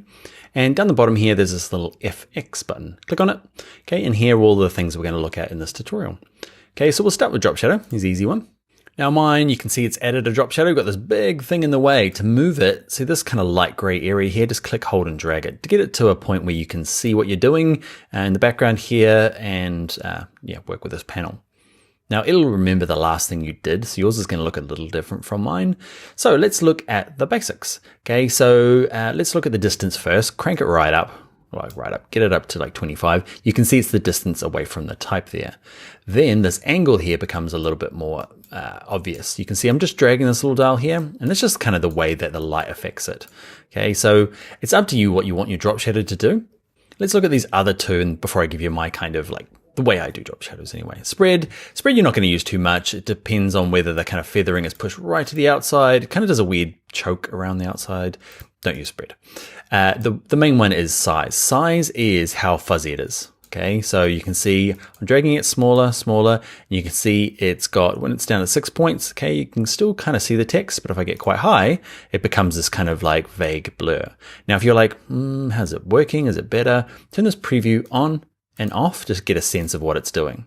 Okay, so it's really up to you what you want to do. What I like to do is I like a straight up and down, okay, angle. So I'm putting 90 degrees, and I like the distance quite low, and I like the size quite low. So it will depend on your image and text. Okay, so I do like about maybe 5 by 0 by 5 is kind of where I end up being. You can see this. It's just a subtle turning it on and off. I don't know. I like that kind of drop shadow. You don't have to like it. Okay, but yeah, have a play around with that to get the settings you like. Let's look at doing one more, and we'll bring up some options. So if we click OK, we're done. Let's say I want to edit it again, because you're like, man, I wish I would change it again. You double click on this word drop shadow, okay, and it opens up. So you can go and make amends. I'm going to click OK. So let's do it to the save the date along the top here. Actually, let's do it to the photo, this one here, the name of the photographer. So let's select the layer. Let's go down to effects, and let's add a drop shadow. And let's say we want to do something different here, okay, because it's smaller text, and can I zoom in? I can. I can still use my shortcut to zoom in, which is kind of cool, using my spacebar key to drag it around. So what I want to do is I want to do something different here, because the size and distance don't work for this thing. And same with the angle. And the angle is the big, I guess, important one. It's this thing called global light. So what ends up happening, if you use the word global light, it just means that if I change this one for this text, it's going to affect everything else. Okay, so it's going to say, it's going to adjust this one. So if I want to adjust this one separately, I have to untick it. Let's look what I mean. If I rotate it around here, because I feel that's better, because it's on an angle, can you see it adjusted, this one here? I'm going to switch it around, you'll start to see. Okay, so the trouble with this, I'm going to put it back to 90. So they're all at 90. Then I'm going to untick this, and now watch this guy here. I'm going to crank up the opacity. That's one thing I didn't mention in the last one, the opacity. Okay, how much you can see of it. Crank it up to 100% so you can see. And this one here, 5 by 5 doesn't really work. So I'm going down 3 by 3, okay, to kind of get it to come out, but the opacity down a little bit. But because global light's off, it's not affecting the angle here. Cool, let's click OK. Let's look at another way of kind of like lifting text off the page. We'll use bevel and emboss. Now, bevel and emboss works really well with thick text. It's not going to work with any of this kind of like lightweight text. So I'm going to click on this one here, 100%, make sure it's selected in my layers panel. Down here, let's go to bevel and emboss. Okay, and I'm going to move it out of the way. It's always in the way. Okay, there we go. There, that'll work. Cool. So these are the defaults. Okay, and it's a bit of experimenting here, and you can kind of look at this as a kind of a really clear indication of what's happening, and down here how it's affecting the type. First of all, the style. Emboss tends to look. Emboss does both the outside of the text and the inner part. Okay, pillow emboss kind of looks like it's sitting in something. Outer bevel. Just the outside, so it's kind of lifting off the background. There's different techniques for kind of deciding, it's a personal choice here. Okay, I don't like bevels much at all, but people do, so we'll show them.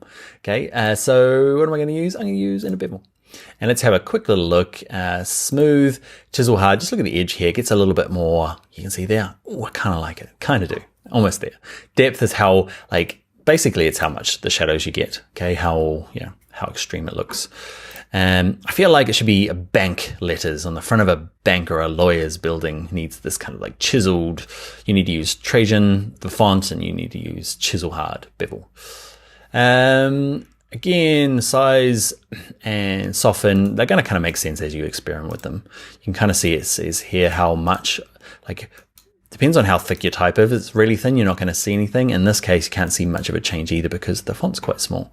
Okay. So there you go, it's kind of a flat spot on the top, which I don't like. Okay, soften. I'm not sure why you'd go chisel hard and soften it, but anyway. There's more and more complexity you can get into here. At this Essentials course, we're not going to go into like the super hardcore stuff. Just play around with it, experiment with it until you get it how you like. When you finish, click OK. One of the things I want to show you, and one of the other, we're going to combine two things we're learning. One is one of the other effects. So I want two effects applied to this thing. I want to change the color of it as well. So the effect is called color overlay, but how do you add more than one? Okay, you can do it by double clicking where it says bevel and emboss to open it back up again. And you can see on the top here are all the other options I had down the bottom in this effects panel. Okay, so bevel and emboss, we're going to look at color overlay. Watch this, if I turn the tick on, it's working. It's kind of made it a different color. But there's a bit of a gotcha. What ends up happening is I've turned the tick on and off, but you can see over here it still shows bevel and emboss. Look, because I can turn lots of these on. Okay, I need to actually click on the word color overlay to bring up the options for it. So you might be ticking this on and then thinking you're at there. Okay, or at least say, let's do it again, tick that on and thinking you're there making adjustments, but nothing's changing. Okay, it's because you need to actually click on it. So I'm going to turn all of these off except for color overlay. Color overlay, I'm going to click on it and click on this little square here. Yours is probably set to red by default. It remembers the last thing you did. Like when we're picking font colors, you can just drag this hue slider to get it to somewhere you want. Okay, and pick a color. Doesn't have to be that bad. Come on, Dan. I'm not sure what color I'm going for, but you get the idea, right? So drag the hue slider up. Now click in here for the circle you want, and then just keep an eye out here how it affects my chisel. All right, if you're looking for branded colors, you might type in the RGB colors here or the CMYK colors if you have it, or maybe the hexadecimal numbers to be really precise. Let's click OK. So we've got two things applying now. Let's click OK. So those are a couple of effects, and we've used those mainly to kind of make the text pop off the page. What I'm going to show you is a technique that I use. It's not an effect, but it does the same type of thing. It's just using a big old rectangle. So you saw it at the beginning, okay, in the intro. So if you grab the rectangle tool, the only trouble with what we've got here is last time we were using it, remember we were using the ellipse tool to do the badge, okay? And as soon as we went to the ellipse tool, we changed it from shape to path, which is going to cause problems now because we don't want a path, we want an actual big shape. Okay, so the path is just kind of like an invisible outline, whereas the shape's an actual thing on the page. So rectangle tool, shape, up at the top here, fill color, click on it, pick a color from the swatches. I'm just picking black. If you want to get a bit more detailed, you can click on this option, gets you back into our lovely color picker. Cancel. I'm just going to use black. And click off in the top here, and for the stroke, I'm going to have no stroke, which is this little red line here that says, I don't want any color, please. Click off. What am I going to do? I'm going to draw a rectangle that kind of starts off the page and kind of goes in here. Cool. I'm going to move it back to my move tool. I'm going to move it down a little bit. And the trouble is that it's on top of my text. Yours might be different depending on kind of what you last were doing. So like before, remember in our layers exercise, we're going to click, hold, and drag rectangle down, way down the bottom here. I'm just dragging it just in front of my flower. All right, and what I'm going to do is I'm going to grab the Lorem Ipsum text now, move tool, I'm going to try and drag it down. Now, what you might find is moving stuff is quite tough. Okay, and we're at a point now where, I don't know, like this might be an option for you. I prefer to have the move tool and have auto select off. Okay, auto select on just means whatever you click on, watch the layers panel over here. What do I click on the background? It jumps to it, jumps to that, which is kind of cool, right? I find, especially with really thin type like this, I just turn it off, okay, and I just make sure I'm very consistent over here, my layers panel. So that's what I'm going to do for the rest of the course. I'm going to say, be on this layer, move tool, and it doesn't really matter where you click now, it's going to move that particular layer. It's not going to automatically do it. Cool. So I'm going to do that. I'm going to grab my rectangle tool. I'm going to drag it across a little bit. Cool. And I want to lower the opacity quite a bit. So with the rectangle layer selected, let's lower the opacity of this. It just makes it a bit more see-through. Yep. So that's just another technique instead of using drop shadows. You see it quite a bit. But you might hate it. That's okay. You might love the chiseled bevel and emboss. That's okay too. All right, next thing we'll just look at one or two more. You can experiment with them all. We'll look at putting a stroke around the outside. Let's do it to the mother text. So Mother's Day sale. Okay, double click, because we're going to add two to it. Remember, drop shadow and double click. and we're going to add a stroke around the outside. Remember, turn the tick on, make sure you're actually there, it goes gray, okay, and you'll see I've got a little stroke around the outside. Let's zoom in a little bit using my shortcut keys. There's kind of two things to work with. One is I'll change the color first of all. So color down here, pick a hue. I'm going to go for that kind of like orangey red thing I was doing before. And let's crank the size up. Okay. Size is too much at the moment.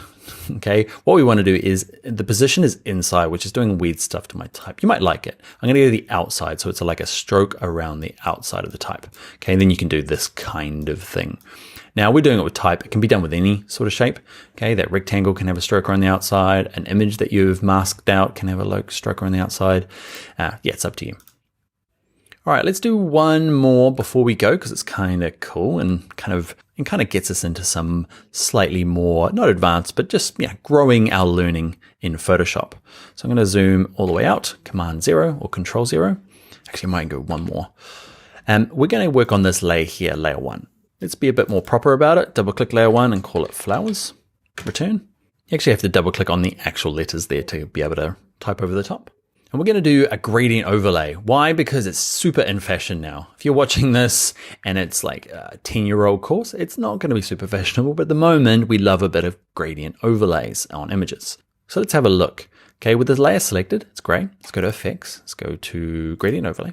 Okay, and depending on what you, if you're brand new to it, yours is going to look pretty close to mine. You might have adjusted yours in the past. So what we're going to do is we're going to do two things. We're going to pick a nice gradient, okay, and then we're going to go and look at how to blend it with the background.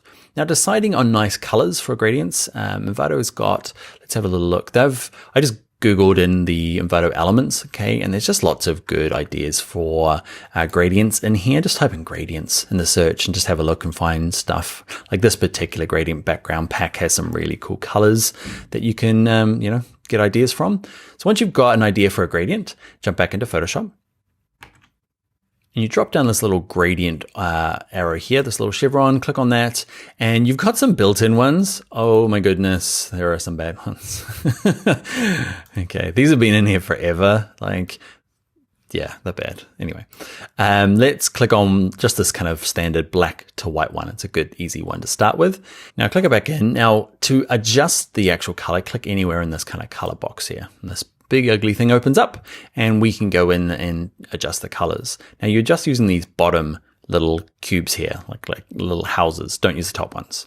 So the bottom ones here, if you double click on it, you can use your hue slider to get the hue you want. Okay, and then pick a color. I'm gonna pick a color that I saw. It's kind of like an orangey peach color. I figured that out earlier on when I was playing around. Okay, click OK. So that's the beginning of it. Double click this last one and do the end.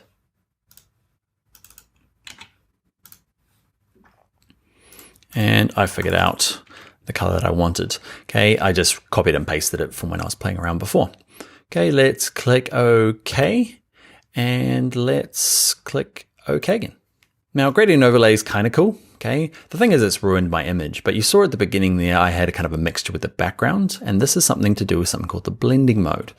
Now, blending modes are super awesome and handy. Normal, it does exactly what it kind of meant to. Okay, but if you have a play around with any of these other ones, it's going to affect the background a lot better. Okay, so let's look at dissolve. It's never a great one.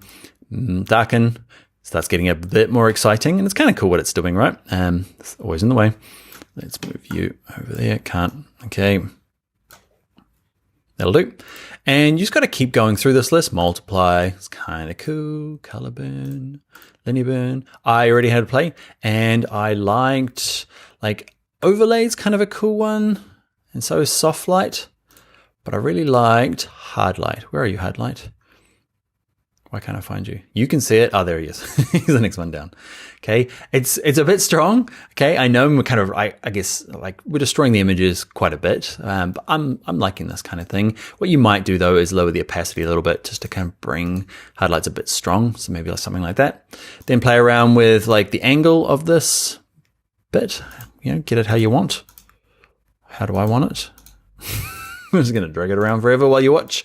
You get the idea, right? So that's my gradient overlay. Okay, we've used a linear one. You can use a radial one, which is just like a circle in the middle coming out. Okay, but I'm going to use linear. And yeah, That's going to be it for this video. Okay, there's a few other layer styles that you can go through and practice with. And it is time for your homework. Okay, so what I'd like you to do is you've used the image here from Errol Ahmed.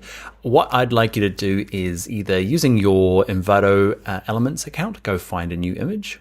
Or if you don't have access to that, go to Unsplash and find your own image, find your own gradient, and I'd love to see what kind of combination you come up with. You can use the text that we've used here or go and adjust it maybe for your own personal brand or the company that you work for. And I'd like to see what you've kind of come up with. You're allowed to just show and tell. You can ask for criticism if you like as well, and I will be kind and give you any pointers. You're allowed to use chisel embosses as well. I promise not to comment on them. So do that and share it with us on social media. Remember Twitter, look for Tuts Plus Design, and I'm on Twitter as Dan Loves Adobe. On Instagram, I am Bring Your Own Laptop. Tag us in it, and we'll comment, and we'd love to see what you do. All right, let's get into the next videos where we start looking at cropping and resizing images. Not as exciting as gradients, but very important. All right. Let's go do that. Hi there, in this video we're going to learn some basic cropping, but we're also going to do some magic cropping where we take this image here, we want it to be landscape, and you can see here when I do the cropping there's some edges here that just don't exist, they never existed in the world, but ready, steady, we magic them up using the crop tool. All right, so let's go and learn how to do that now in Photoshop. All right, to get started, we're going to open up all three of our images. Okay, a nice little trick just to add to our super fantastic Photoshop skills is I'm just using my source window. I'm in a Mac, so it's Finder, so I'm nothing to do with Photoshop. I can see Photoshop though. Good look, what if I click, hold, and drag all three of these guys just anywhere in the middle here? Hey, they're all open. Click on Photoshop and there's my tabs. That's a nice easy way to get started. Let's start with this first one, 10A, and let's be on our crop tool. Now the crop tool is about the fifth tool down, exactly the fifth tool down. Grab it. Okay, and the basic use of the crop tool, just make sure at the top here you're on this one here, it says WH in resolution. Like otherwise, if you've played with it before, it can cause problems. So just make sure you're on that option and you can grab any of the corners and resize it. When you're ready, hit return. And that is cropping. Okay, I'm going to go to Edit Undo and give us a few extra skills. So back to the crop tool, you get these kind of dots on the outside. And watch this, if I hover here, I can resize it. But if I hover just outside, can you see it goes from this like little straight arrow to bendy arrow? And I can click, hold, and drag. It's really strange. If you're like, man, feels really weird. It is really weird. Photoshop decided this is the best way to do it. And it's just a nice way. Can you see my horizon line? It's actually perfect in this photograph. Okay, thank you, Annie. But you might want to adjust this one. Okay, so I rotate it around, hit return, and now I've got this weird crop. You're less likely to be making it a weird crop and kind of fixing it up so it's straight, but know that you can rotate it that way. Now the next thing to do is, let's say we want it to be a specific size. I always find we go to File, New, make the document size you want, and then drag it into it. We did that in an earlier video when we started looking at text in this course. Go jump and do that one if you are interested in doing that method. Okay, but a different way is to do it within the image. Okay, so up the top here, there's some basic kind of presets. Let's say I want a kind of really traditional photograph size. Okay, so 5 inches by 8. I click on it. And it gives me a little preview saying, yeah, I'm going to have to trim off these areas to make that happen. The cool thing about that though is I'll hit return. I know it's perfectly going to fit in, say it's an art print and it's going into a frame. Okay, it's going to fit in the, the 5 by 7. If you need a different ratio, you can just type it in at the top here. Okay, and if you need to flip it around, so you need it the other way around, click on this little option here. It goes from kind of portrait to landscape. If you need it to be a physical size, okay, you want it to be 200 millimeters or by 300 millimeters, you can go to this top option here, height and width. Okay, and you can say I'd like you to be, say, 300 centimeters. Okay, I should probably be using millimeters, but it's giving me that particular ratio, chopping the top and bottom off a little. Okay, to get out of this, because I've kind of wrecked it, you've got to hit escape twice on your keyboard. Okay, escape's in the top left. Okay, we'll get back out of there. We're going to also hit clear, because if you don't, the next time, say you don't crop anything for like 2 months, you come back in, it's going to remember those and it's going to confuse you. Okay, it's going to be trying to do stuff. You're like, why are you doing this weird shape? The next thing we'll do will be our super mega amazing thing in Photoshop. Okay, I love this feature. So what we're going to do is I want it to be my 5 by 7. Okay, I'd like to flip it around so it is landscape. And the trouble with it like this is that obviously the crop is a little wrong. So I'm going to click, hold, and drag my image to kind of get it somewhere. And then you're like, it's not quite working. So I'm going to let go. Now I can drag these edges, and because it's locked into this ratio here, it's not going to kind of bend anyway. It's going to kind of resize nicely. Okay, so I'm going to get it to a point where like this, and then I'm going to try not to drag this little dot here, drag anywhere else. Okay, I'm going to get it to like, I want it to be like this. The only trouble with this kind of crop is that it was originally shot the other way around. So I need to be landscape, and there's this extra gap here, just going to be blank, unless super magic content aware. Okay, turn that on. It's a little underwhelming tick, but I'm ready for the magic. We're going to click the little plus button or return on your keyboard. Give it a sec. Get ready. Oh, it magicked up more background. Cool, huh? Okay, it's kind of done a little bit of weird stuff over here. Okay, but it's magicked up new table that side. It's pretty impressive. It doesn't work on all images all the time. We'll look at a couple of other examples, but it is pretty amazing, especially for this kind of like, I don't know. It's got a gradient in the background, some wood grain here. It's done a great job this side. Not so good this side, but still pretty amazing. Let's look at another example. So this is 10B. Now, the only trouble with our crop tool at the moment is that it's trying to do this thing. It remembers, remember. Let's go back to width, height, and rotation. Make sure it's cleared.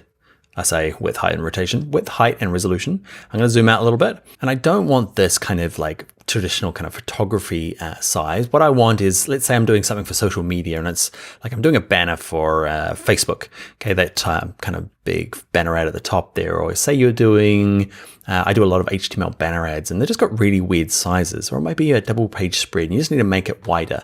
Something like this. I chose this example because it's going to probably do well. Make sure content aware is ticked on. Let's click the plus button or hit return on your keyboard, and it just does a really nice way of duplicating the background. Cool, huh? This one did a perfect job because the background's quite simple.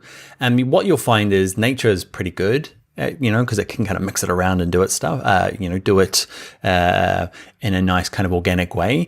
Where it becomes quite troublesome is if there's like really linear lines. So let's have a look at this last example by Brooke. Okay, and let's do the same thing. I'm going to grab my crop tool, make sure content aware is on. I'm going to drag it out. Okay, so I just want a bigger option. Okay, nice little square. Hit enter on my keyboard and give it a sec. And it's going to do an okay job. I've already practiced, but there's going to be a few things obvious. Okay, so hey, we've got 2 lemons. That's a bit weird. We've got 2 of these. Okay, the lines don't quite line up. This one's done okay. That bit looks good. Okay, so there are just times where this thing just doesn't work at all. It's done an okay job, but it's a little bit obvious of a few of these. Later on in the course, we'll do a bit more retouching where we'll show you how to fix it up once you've got to this stage, just to kind of get rid of double lemons. But yeah, I guess I want to show you with really cool examples like this guy. And this one here did a pretty amazing job. And then just show you an example that doesn't always work. All right, so that is cropping. We did some rotating, and then we turned on content aware fill. You might want to turn this off before you finish this class, just so that it's not trying to do it all the time. You turn it on purposely. All right, my friends, we will see you in the next video. What are we doing in the next video? We're talking about resizing and resolution. Hi there, it's real me. I'm back again for this video because we're going to talk about resolution. And resolution can be a little bit difficult. I find it's a little easier when I wave my arms around for this one. So what we'll do is we'll go through some practical examples and cut back and forth to the computer to explain it. All right, so let's get started. First by opening up 2 images. It's 11A resolution from your exercise files. Okay, and these ones are from Jonathan Francisca, both of them. Okay, and what we're going to look at is kind of resolution gets kind of, we talk about high and low resolution, good quality, bad quality. So this first one, A, is good quality, high resolution. And this one here is low quality, bad resolution. It'll open up in your Photoshop quite small, and just hit Command plus on a Mac, Control plus on a PC to zoom in. You can see we've all seen examples of this where it gets kind of all a bit pixelated. I'm going to zoom out about there. Okay, there's just not enough resolution or density of pixels in it to make it look convincing. This bigger version here though has the exact same problem, okay? But the cool thing about it is the human eye and the human brain can't tell the difference between lots of little cubes and a real image. So what do I mean? If I zoom in, okay, Command plus or Control plus, it's actually just made up of, if I get close enough, of tiny little cubes. But far enough away, my human brain can't tell the difference. So they get referred to often in, there's two kind of main sizes. There's 72 dots per inch versus 300 dots per inch, okay? And that's just kind of like quality levels. And let's say that most images that are born, okay, through a digital camera or through stock library sites are gonna come at this 72 dots per inch. So let's check that. Let's go to image and let's go to image size. And we can check that this one is indeed 72 dots per inch. Okay, we also use pixels per inch, depends on which kind of realm you come from. PPI or DPI, people refer to them as, just the shortened version. It doesn't matter, they're interchangeable in this case. So this thing here is 72 dots per inch, and it is really big. You can see it is 72 inches across. So let's say we have been asked, we're going to get this image ready now for print. And the specifications have said, we would like this document at 300 DPI or PPI, okay? And we want it as the biggest size we can get. So what we do here is, let's say we've got our image, we need to send it off to the printer or send it to a newspaper. We're going to go to image, image size. And what we're going to do is we're going to make sure resample's off. Okay, when we're resizing original artwork, resample off is best to get started with. And let's turn the resolution to what they asked for, which is 300. And what you would have noticed is that you've noticed the size changed. It went from like a really big 72 inches down to something quite small, 17. Okay, and we'll cut to some real life footage now when I'm going to wave my arms around. All right, so here I am, arm waving time.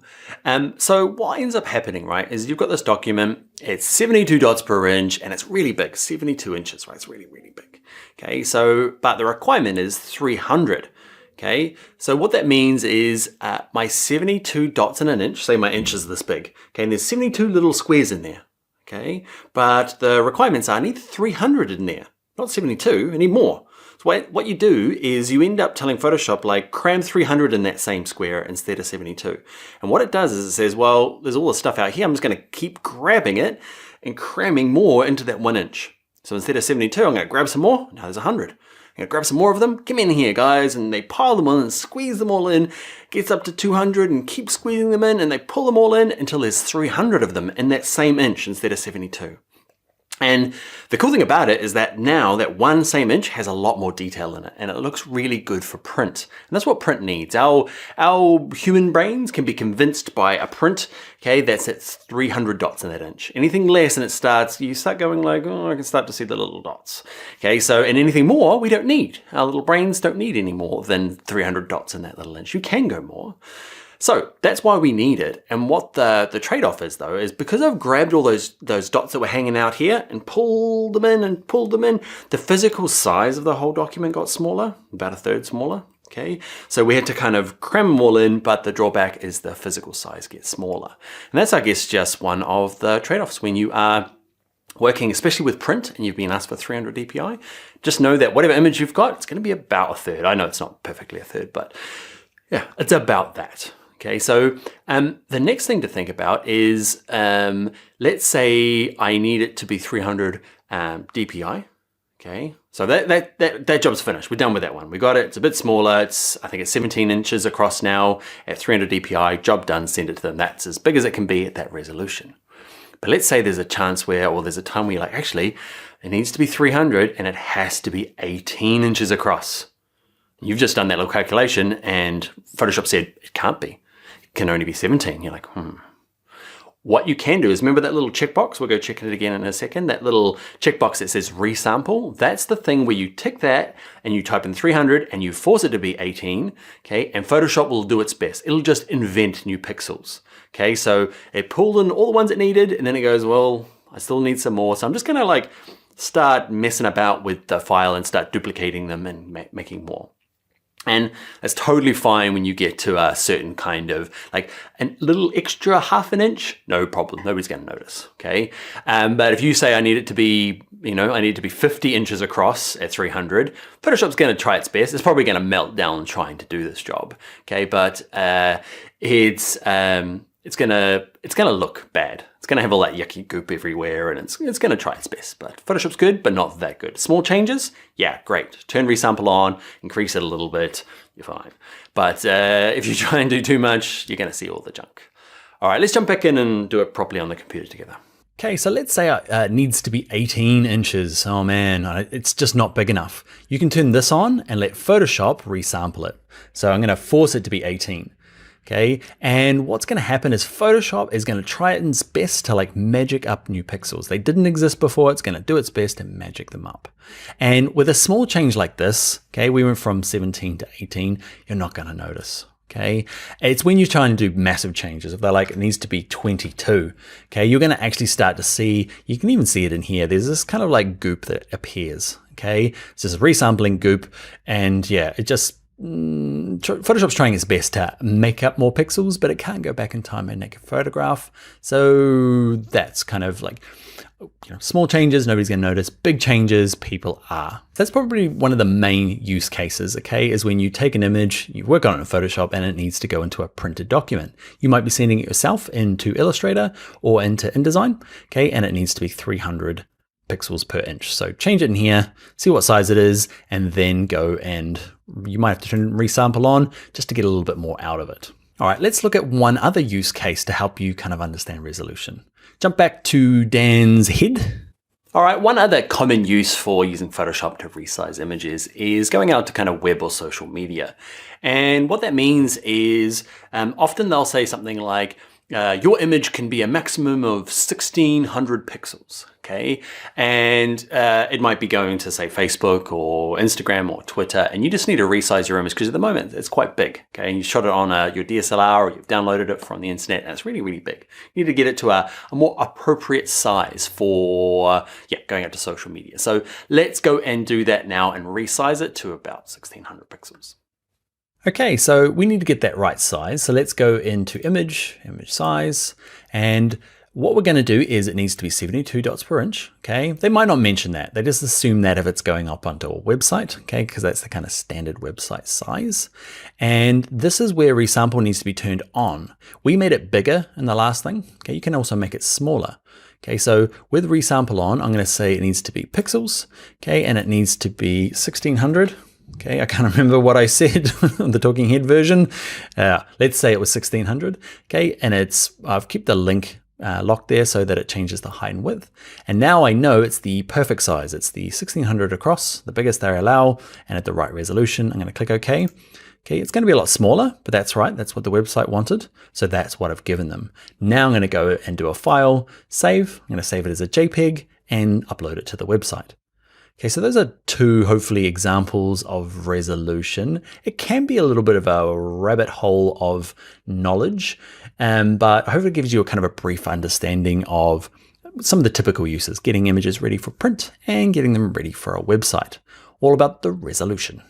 All right, that is the end of that brain-bending exercise. Let's get into something a little more exciting, back into Photoshop, learning things like masks and selections. All right, let's go do it now. Hi there, in this video, we are going to look at some basic selection techniques. We're going to create an Instagram post in this square format. We're going to use the rectangle marquee tool to bring in our cool coffee cup, and then the ellipse marquee tool, like a big circle, put space inside the coffee cup. All right, let's go and learn how to do that now in Photoshop. All right, to get started, let's go to File, New. And over here, I'm going to kind of start with photo and then go and change it loads. Okay, so in here, I'm going to switch it to pixels because Instagram, they've got a square format, right? And it's 600 by 600 at 72 dpi. Okay, that's their resolution. Now that's when this kind of video was made. I always make it double the size just in case, because Instagram seemed to suck in bigger size images, but only display the smaller 600. But I guess when they decide we're gonna display bigger images, we want them to have the higher quality ones. Okay, so we're gonna go 1200 pixels by 1200, make sure RGB 72, click create.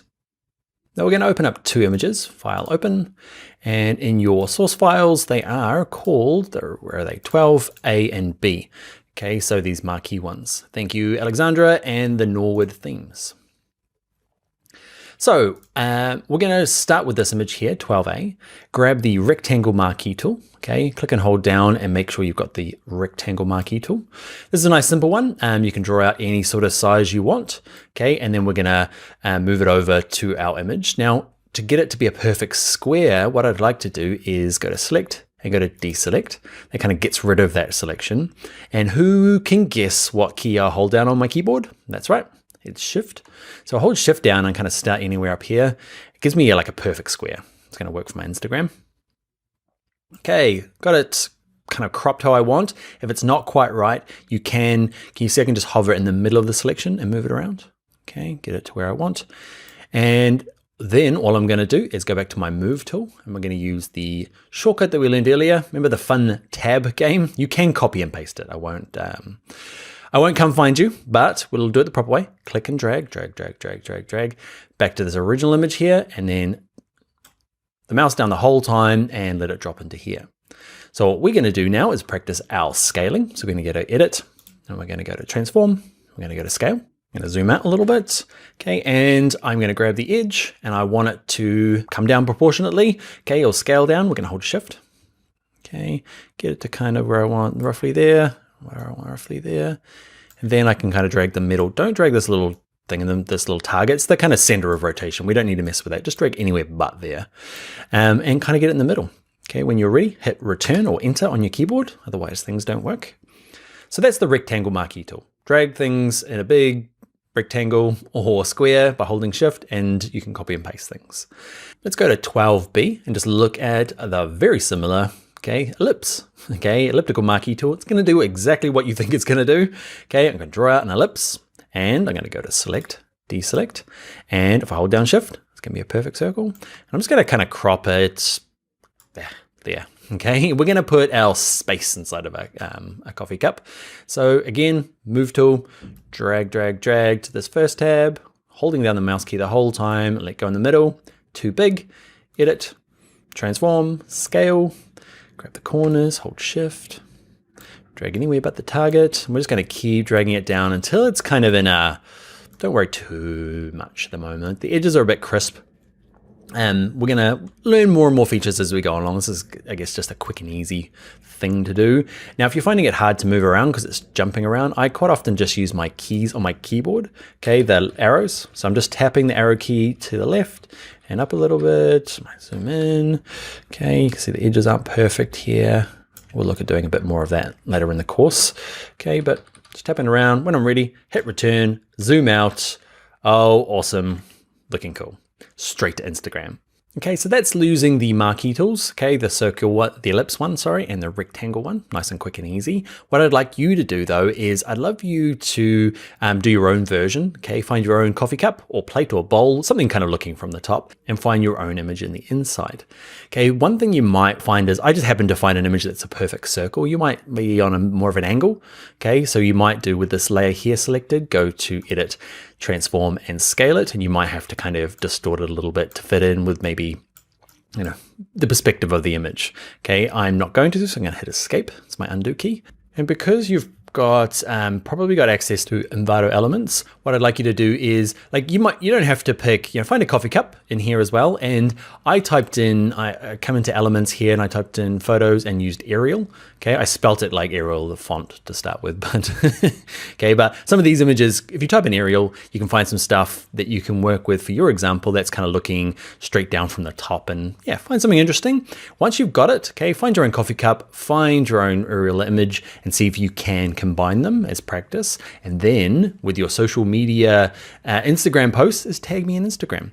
Okay, so I am at Bring Your Own Laptop. I'd love to see what you do. You can also add it to that forum we mentioned at the beginning there. In Envato, you can look in the forums, and if you search for Adobe Photoshop for beginners, you'll find our little shared group where you can share the things that you've been making. If for some reason you don't have access to elements, try using unsplash.com, okay, and find some images in there. All right, friends, let's get into the next video where we kind of do a bit of masking, but it's a cheap trick. Not a cheap trick, it is a good trick. Quick and easy. Let's look at how to do that next in Photoshop. Hi there, in this video we are going to use Photoshop to take this image and clip it inside a letter like this. Boom. Quick, super easy, all still editable. You can move things around. It's really cool. Let's go learn how to do it now. All right, to get started, open up the source files and open up the one called 13A clipping mask from Bale Murrow. To get started, grab the type tool, click once and type a letter. Okay, now mine's already a ginormous big serif letter because I practiced before the video. And obviously in my font size, you can see it's something ginormous. It's like 900. Weirdly, the font sizes only go to like 72. So yours might be as big as it can be at 72. You can either type in about 900, pick a font, or do what I do and just kind of click and drag to the right on this icon. So I'm clicking, holding my mouse and just dragging to the right. And you can see it goes up way past 72 until you get to kind of a size that you like. And I've decided about 900 something. I'm gonna grab my move tool, get it into position. It doesn't matter what color it is at the moment, okay, because you saw at the beginning, the image is gonna go inside. Now the way this works, it's mainly to do with the layer order. The image has to be on top of the D. Feels a bit weird, but that's the way it works. Now if I drag the background above the D, often it just says no.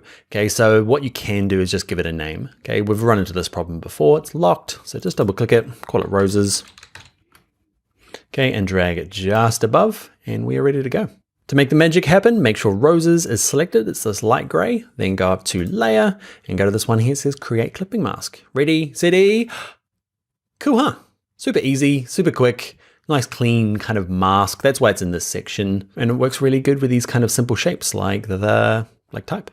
So some of the things, so it's easy to get started. Now let's look at a couple of the interesting parts to this technique is I've got roses selected. So if I go to my move tool and move it around, you can see it moves independently of the D, which is really cool because it means I can kind of get it perfect how I want. I can also use the edit, transform, scale, and then I can kind of resize this to how I want it to be. Okay, get in the right position, click return. It's the same for the D layer. Okay, if I click on this and move it around, okay, it's independent. But there's gonna be lots of times where you wanna move them together. So what you can do is click on the first layer, hold shift down on your keyboard, and then click the second layer. They're both light gray now, okay, and I can move them both around and I can both transform them at the same time, okay, just have them both selected. Now I'm gonna go and add the white background and the drop shadow. You don't have to, you can skip on to the next video, but if you wanna hang around, let's put a white background in. Why don't we have a white background now? It's because there's nothing there. It's kind of invisible, and Photoshop uses this checkerboard kind of effect to kind of try to represent invisibility. There's nothing there. Okay, but I want a solid white background and a drop shadow. So what I'm gonna do is down here on my layers panel, I'm gonna click on this little icon here. It's kind of if you hover above it long enough, it'll tell you it's the new layer button. Click on him. And instead of layer one, I'm gonna be real good and call it white background. And the easiest way to fill it with white is with it selected, go up to here to edit, there's a fill option. And from this drop down, yours is probably sent to something else. Okay, I've set mine to white, click OK, and we have a white background. Wow, we have white everywhere. But over here, remember with the bird looking over the top, the white background's too high, click, hold, and drag it. Okay, so it's underneath everything. Next thing I want to do is add a drop shadow to my D. So I'm going to click on the D layer and I'm going to go down to here to effects. I'm going to go to drop shadow and I'm going to mess about with this probably for 10 minutes while trying to figure out what kind of drop shadow I want. The one thing you might have to do is the distance is going to be really small in the size because it remembers the last thing you did. And we're doing drop shadows on really small text. Okay, so first thing to do is just crank up the distance and the size. Or not the size, sorry, the distance, and make sure the opacity is high. So at least you can see your drop shadow, because if the distance is really small, you can mess around with these all you like, but you can't really tell what's going on. So crank it up and yeah, go on to the next video while I mess around with this. All right, in the next video though, we are going to learn how to use the quick selection tool. It's pretty amazing to do selections with, so yeah, I'll see you over there. Hello there! In this video, we are going to do some selections using the quick selection tool. It's quick, it's really good, and it's going to allow us to cut out this image here and put it into our mixed background, kind of interacting with some type. It's quick, it's easy. Let's learn how to do it now in Photoshop. All right, to get started, let's open up two of the files from our downloaded source files. There's 14a and 14b. Thank you, Quino. Let's click open. All right, so we've got two tabs open. We're going to copy this and put it into this file here that I've made. So let's be on 14a. In an earlier tutorial, we used the really basic marquee selection tools. Now we're going to use the kind of probably the most universally useful one. It's the quick selection tool. So if you click and hold down, you might be using the magic wand tool, which is fine, but it's not as good as the quick selection tool. Let's grab him. Now just double check your what your settings are at the top here. I'm going to be on the adding to the selection option, which is a little plus, or you can be on this first option. It doesn't matter, either of those two. And in terms of the brush size, okay, you can drag this up and down and decide on where you need to be. We're going to start with 50 and just show you how it works. Okay, roughly 50, doesn't really matter. Let's just copy my settings there. Cool, and all we need to do is click hold and start dragging across. Now what you'll notice is I'm going to step back. I'm going to go to select, deselect. I don't kind of like start selecting the edge. You don't need to, it's a pretty clever tool. I'm going to just start dragging kind of like around the edge, and can you see the little dotted line?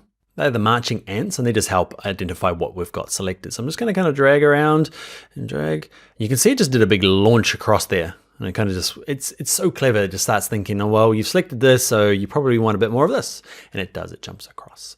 So I'm going to now click over here and start dragging. Okay, and you can see I can let go of my mouse and I've got part of it selected. Sometimes it's a little bit hard. You're like, what have I got selected? What do I not? Okay, and the easiest way to do it is just kind of turn this option on and off. Okay, it's called quick mask mode. Just turn it on. And it just shows you, kind of masks everything out in red. Okay, so turn it on and off just to see. Don't double click it. Okay, so just turn it on and slowly turn it off.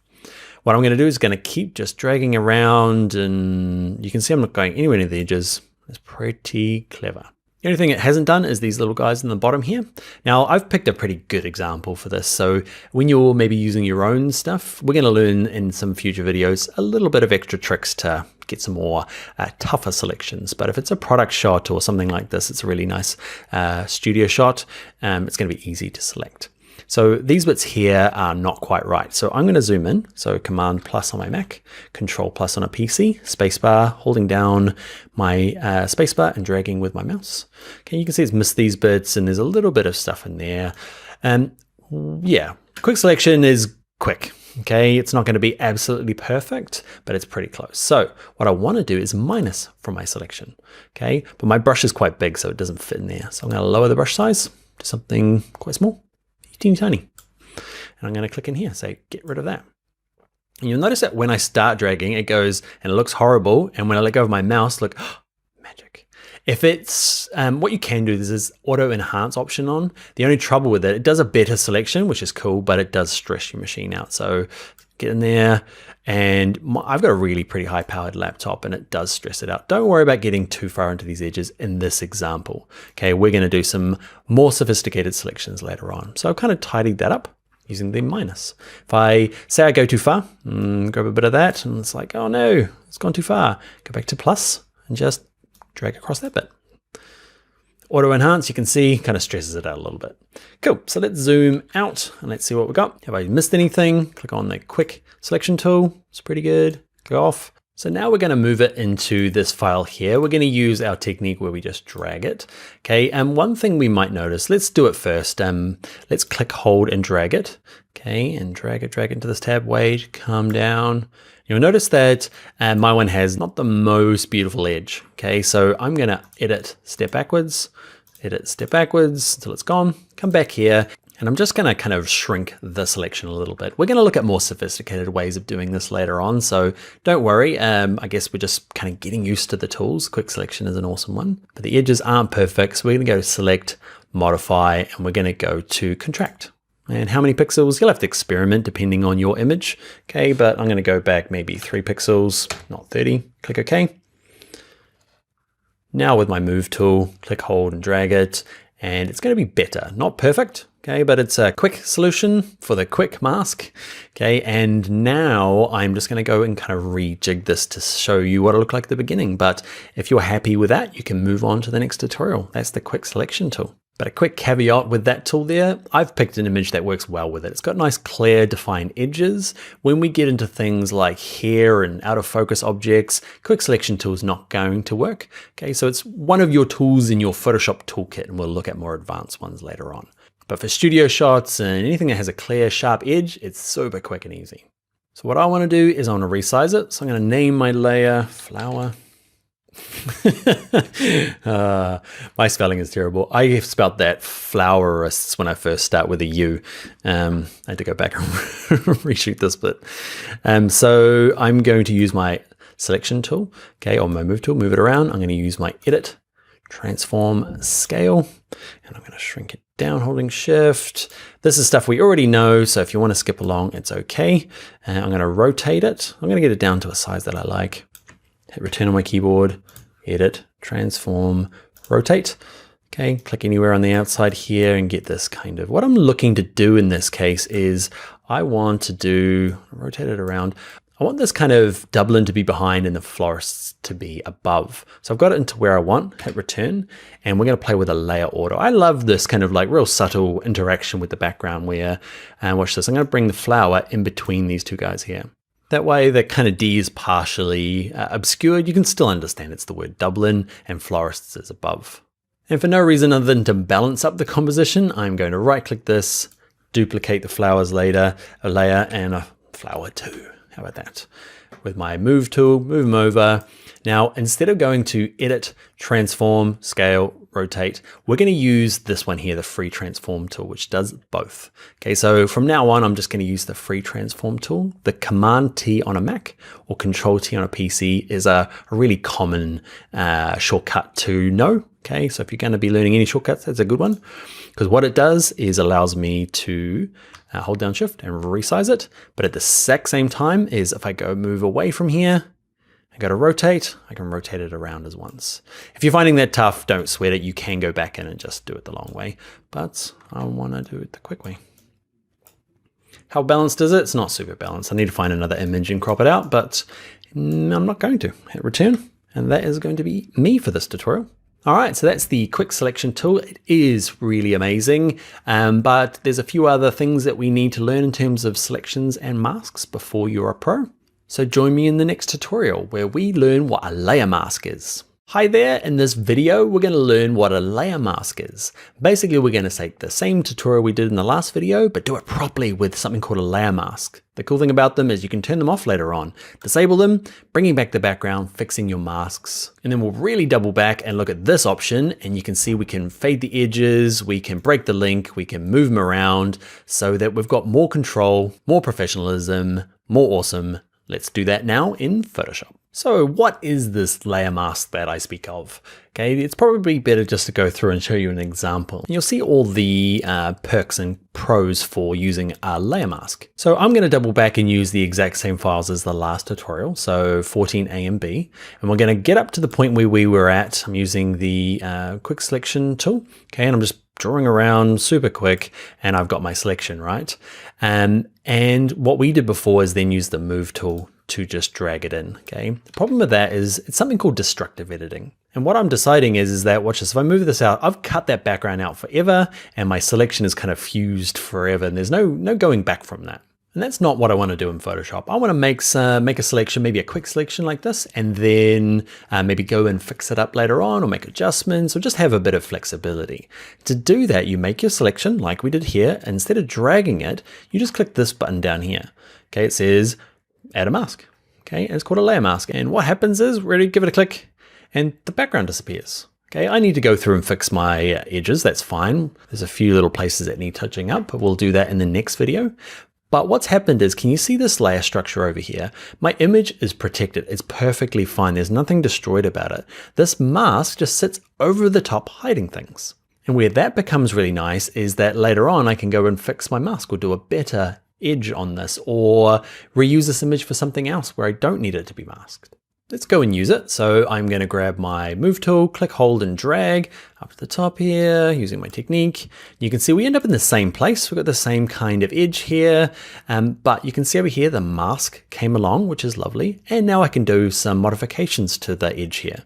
Okay, whereas before I couldn't. So what I can do is See this down here in my layers?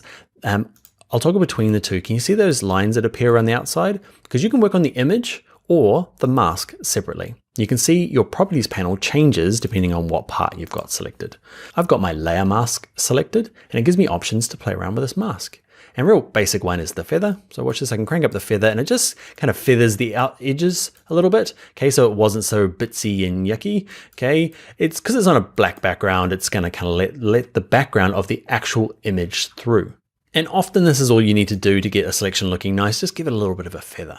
So let's look what else you can do with it. So I can right click on my mask and say just disable. I'm not turning it off forever. I can just see what was in the background there. It's not much because it was a black image in the background. But if there was other elements that maybe I cropped off that shouldn't have cropped off, I can just double check.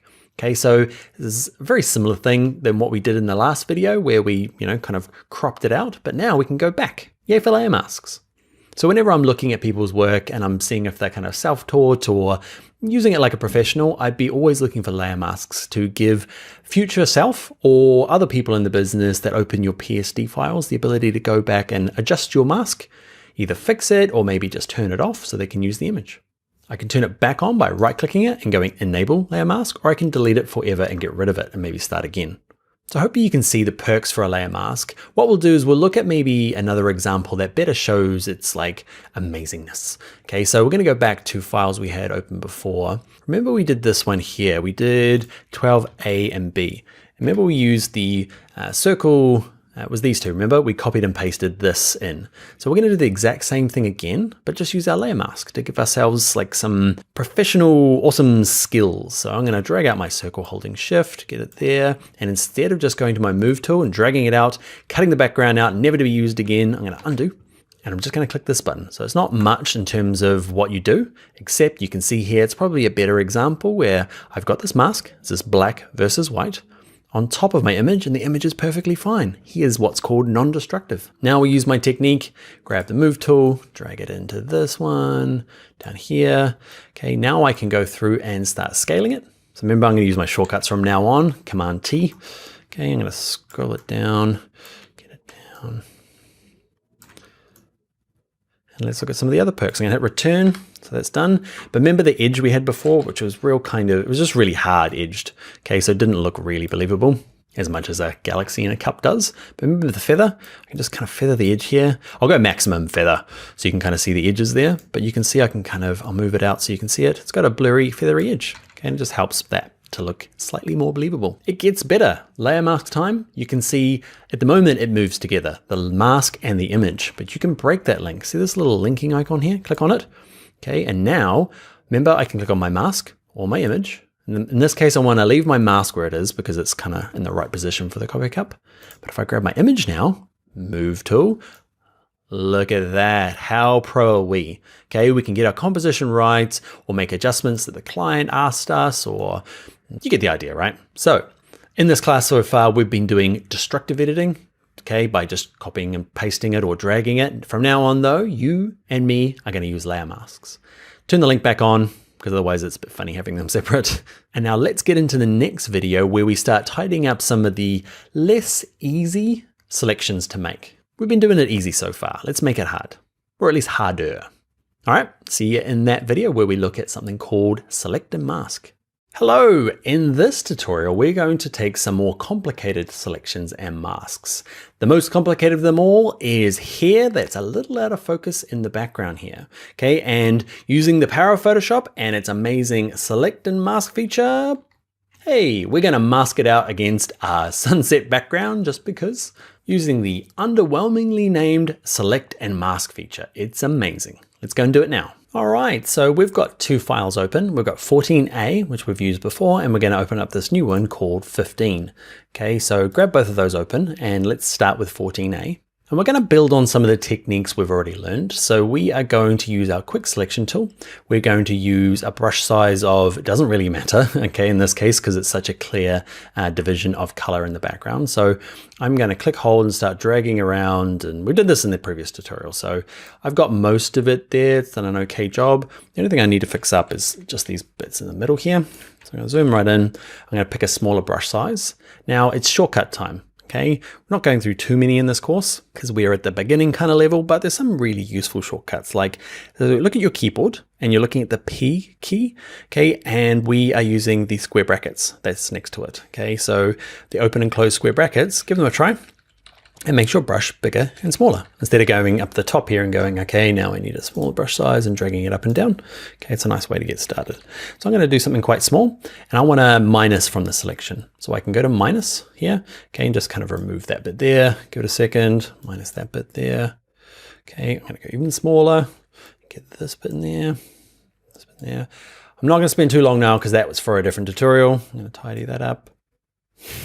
I say no, but I'm going to do it anyway. I'm going to zoom out and I've got my selection. And like we did in the previous tutorial, we're going to add a layer mask because that's non-destructive and awesome. And we're going to have something that has an okay edge.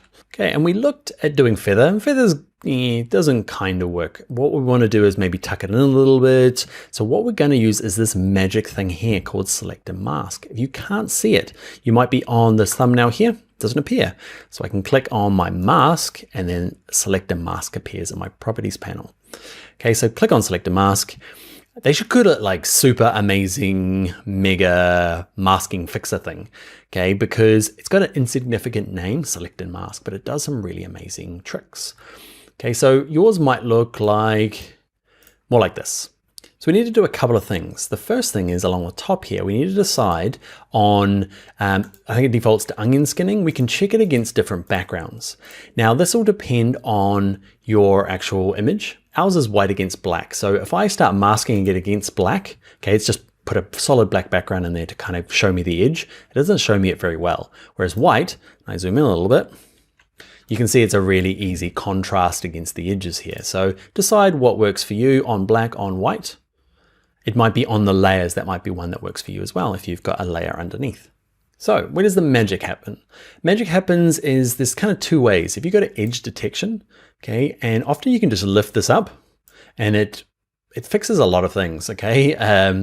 I'm gonna crank it up a little bit and I'll show you the preview on and off. It can stress your computer out a little bit.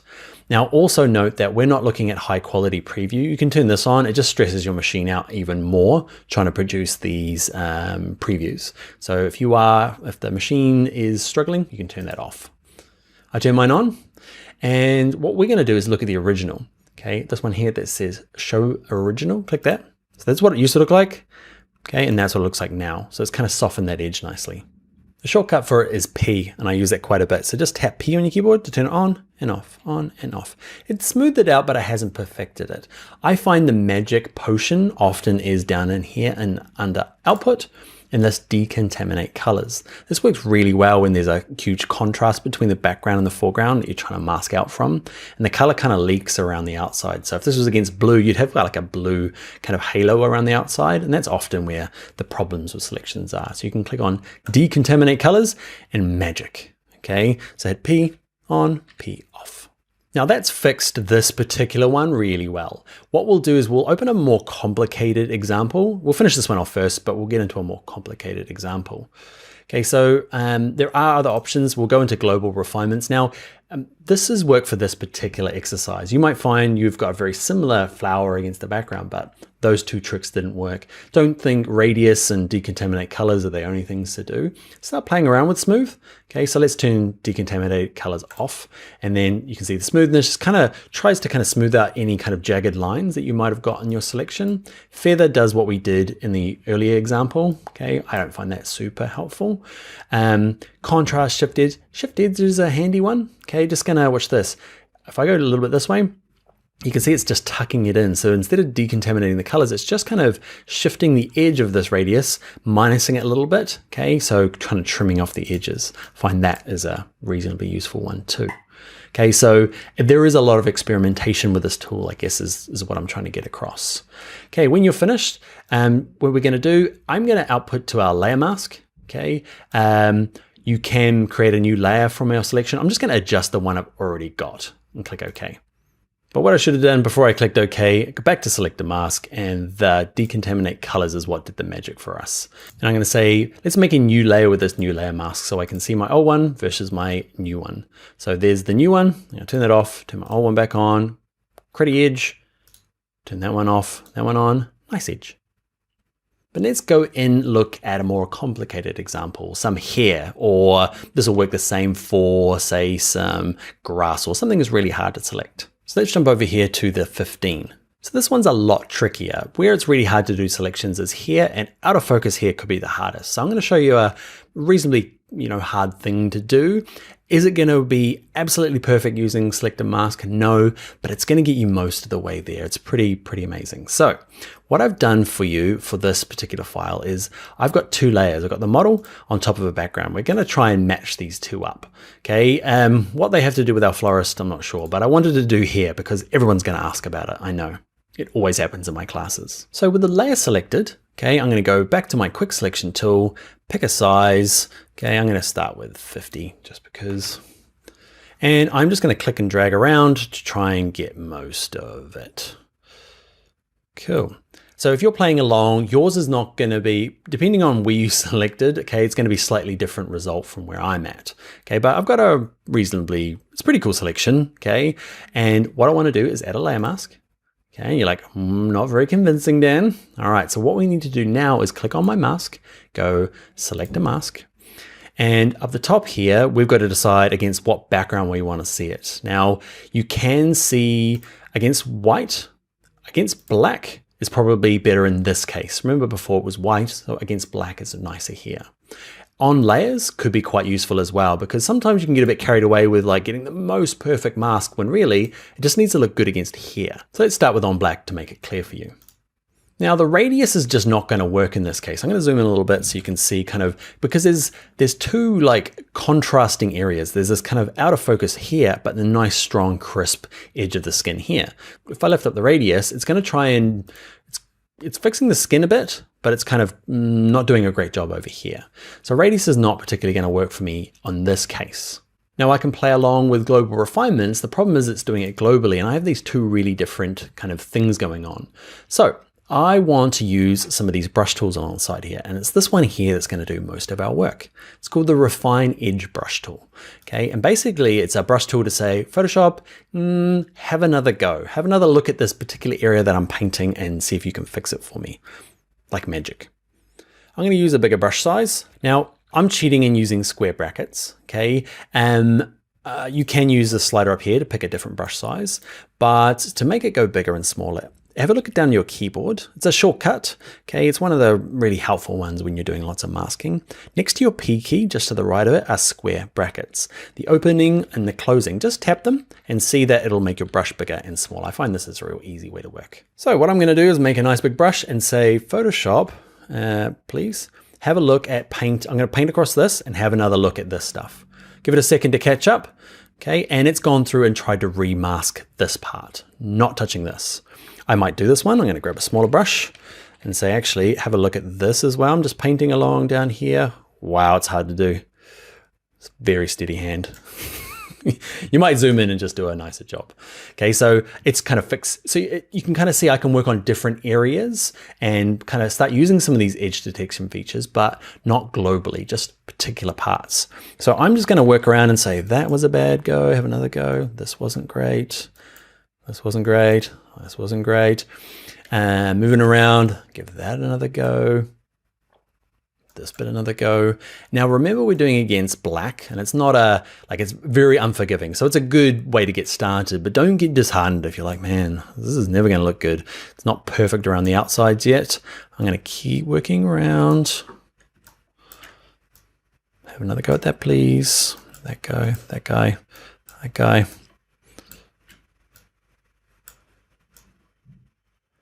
All right, I'm going super fast. I should be changing my brush size a little bit more, but let's just have a little look against our background. So let's look at against the layers. So this is kind of a more important kind of thing to look across. You can see some of the hairs coming through, which is cool. It's not as blobby, but there's a little bit of blue. Now, do you remember from the last thing we did where if there's color kind of leaking around the sides? I love this one here under output, called decontaminate colors. And it kind of just tries to get rid of that stuff around the outside. And we're looking pretty magic now, right? I'm impressing myself, which I shouldn't because I've done this before, but I'm impressed with Photoshop. It's really cool, especially this selector mask. And you can see now I can just zoom in and just work on the parts that I find aren't quite working. So you have to change your brush size. It's going to go through and have another little look.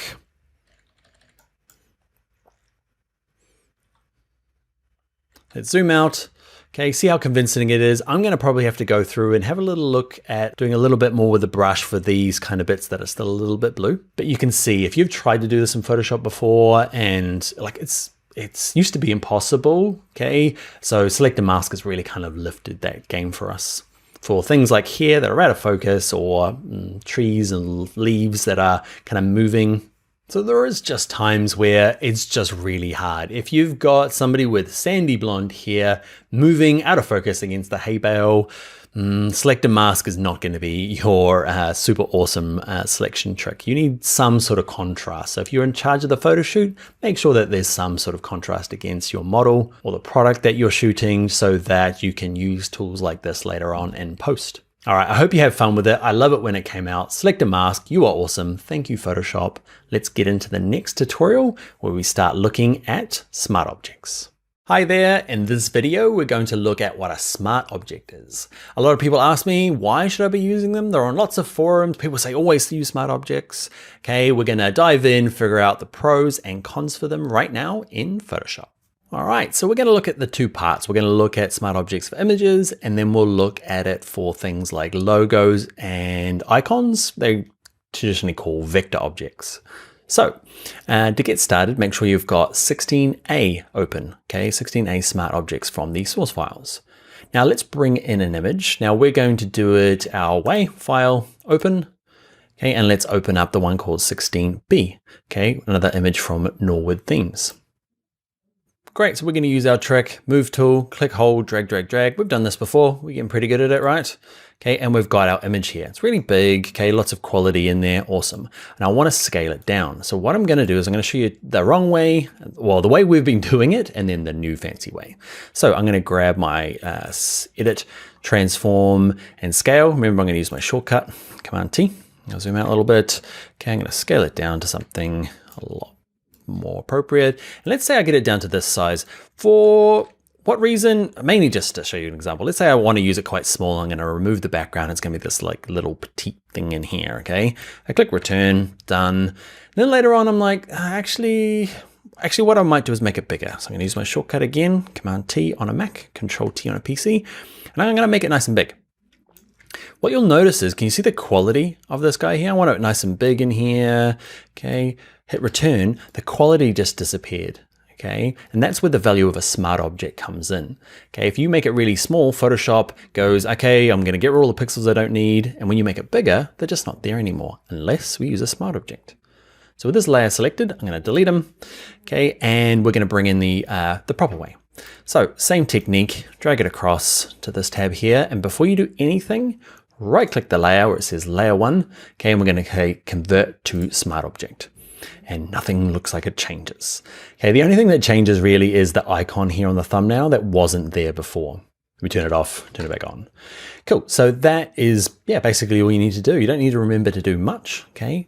But what happens now if I go to my transform and I scale it down smaller, okay, petite, I'm not sure why I use that word. Okay, oh, bad transform. Hold down Shift, Dan. Okay, hit return. It's really teeny tiny. Zoom in.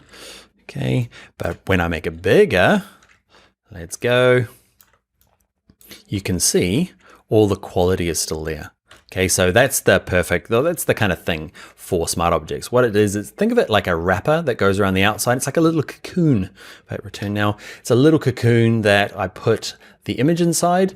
Okay, that protects it. So even though I make it smaller, it's in this kind of like protective shell. Inside that shell is still a full quality image.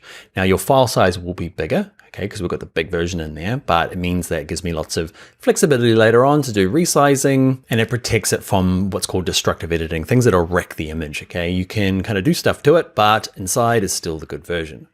what I'm going to do now is do this. I'm going to play with my layer order.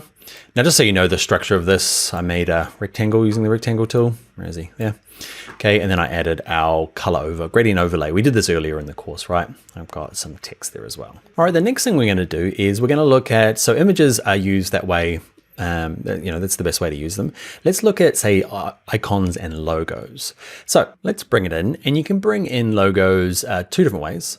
I'll show you two different ways because, yeah, there's just some people, if you've already got Illustrator skills, what you're probably going to be doing is working in Illustrator. So I'm in Adobe Illustrator. You don't have to do this. You can just watch if you don't have Illustrator installed. I'm going to file open to my exercise files, and I'm going to open up this one here, 16C. Okay, it's my vector logo. And the cool thing about this, so Illustrator is really handy for drawing things like logos and icons, okay, better than Photoshop. But let's say it's been drawn in this program. What I can do is grab my black arrow, select it all, go to copy, okay, edit copy, jump back into Photoshop, okay, and then go edit paste. And here it defaults to pixels, and pixels is not the good way. We love smart objects, okay? Let's do the before and after. So I'm gonna bring in pixels and hit return, okay, to get it the right size. I'm gonna do the same thing. I'm gonna paste it again. So I've got two options. One is smart objects. Let's turn off add to my current library for the moment. It doesn't really matter. Let's click OK. I'm gonna hit return, get it the right size. So now I have two using both methods, okay? And the difference is going to be that same scaling thing there. So I'm going to zoom in a little bit so you can see it.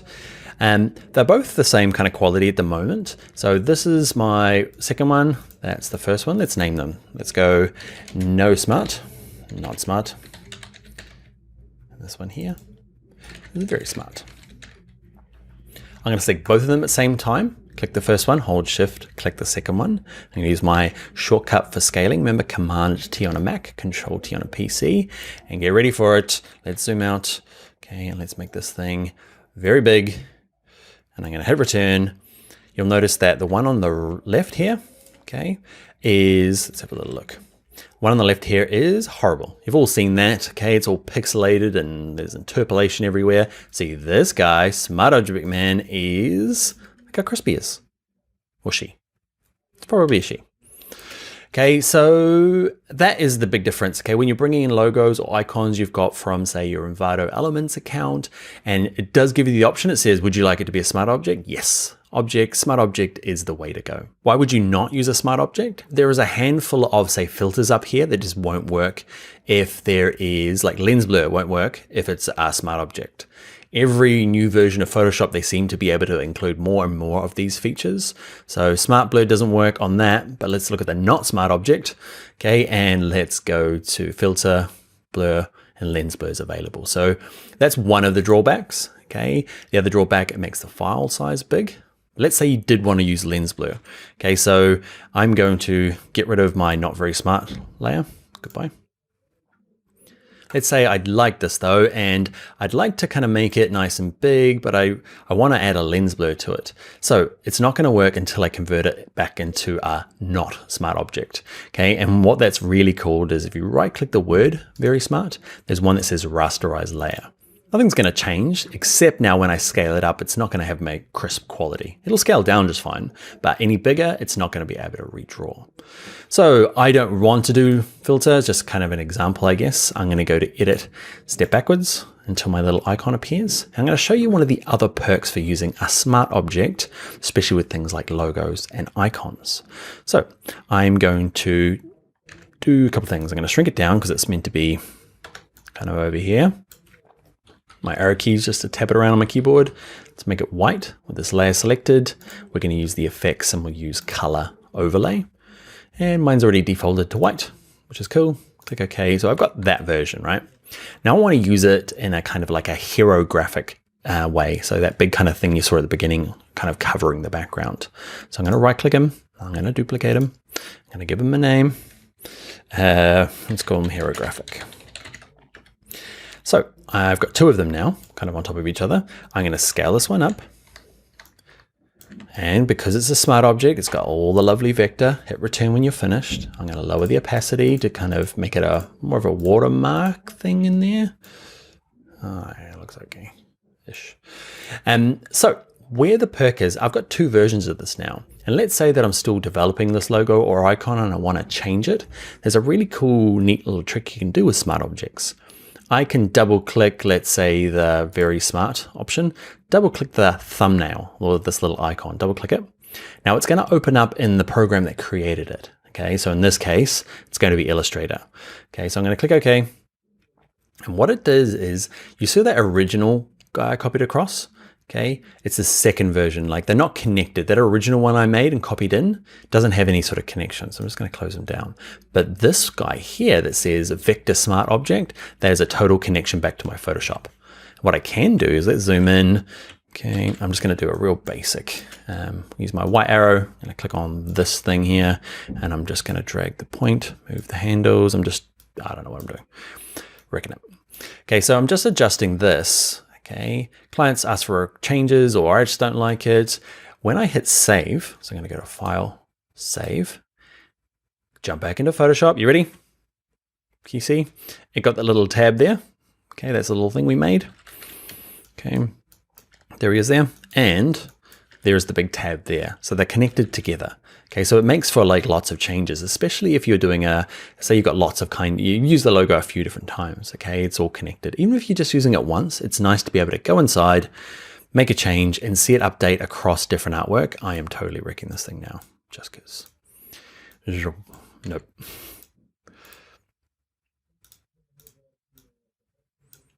That is wrecked. Save it, jump back in here. You can see I've wrecked my logo. Jump back in here, undo it. Save it back into here and it updates. So to recap, basically bring in an image, whatever size it is, convert it to a smart object, do your work. If you have to convert it into a non-smart object, okay, it's right clicking it and rasterizing it. There are some extra perks for vector objects, okay, copying and pasting from, it works the same for InDesign or Illustrator, copying and pasting logos in. The other thing I'll quickly show you is instead of copying and pasting from Illustrator, you can use this file. And this one here, it says place embedded.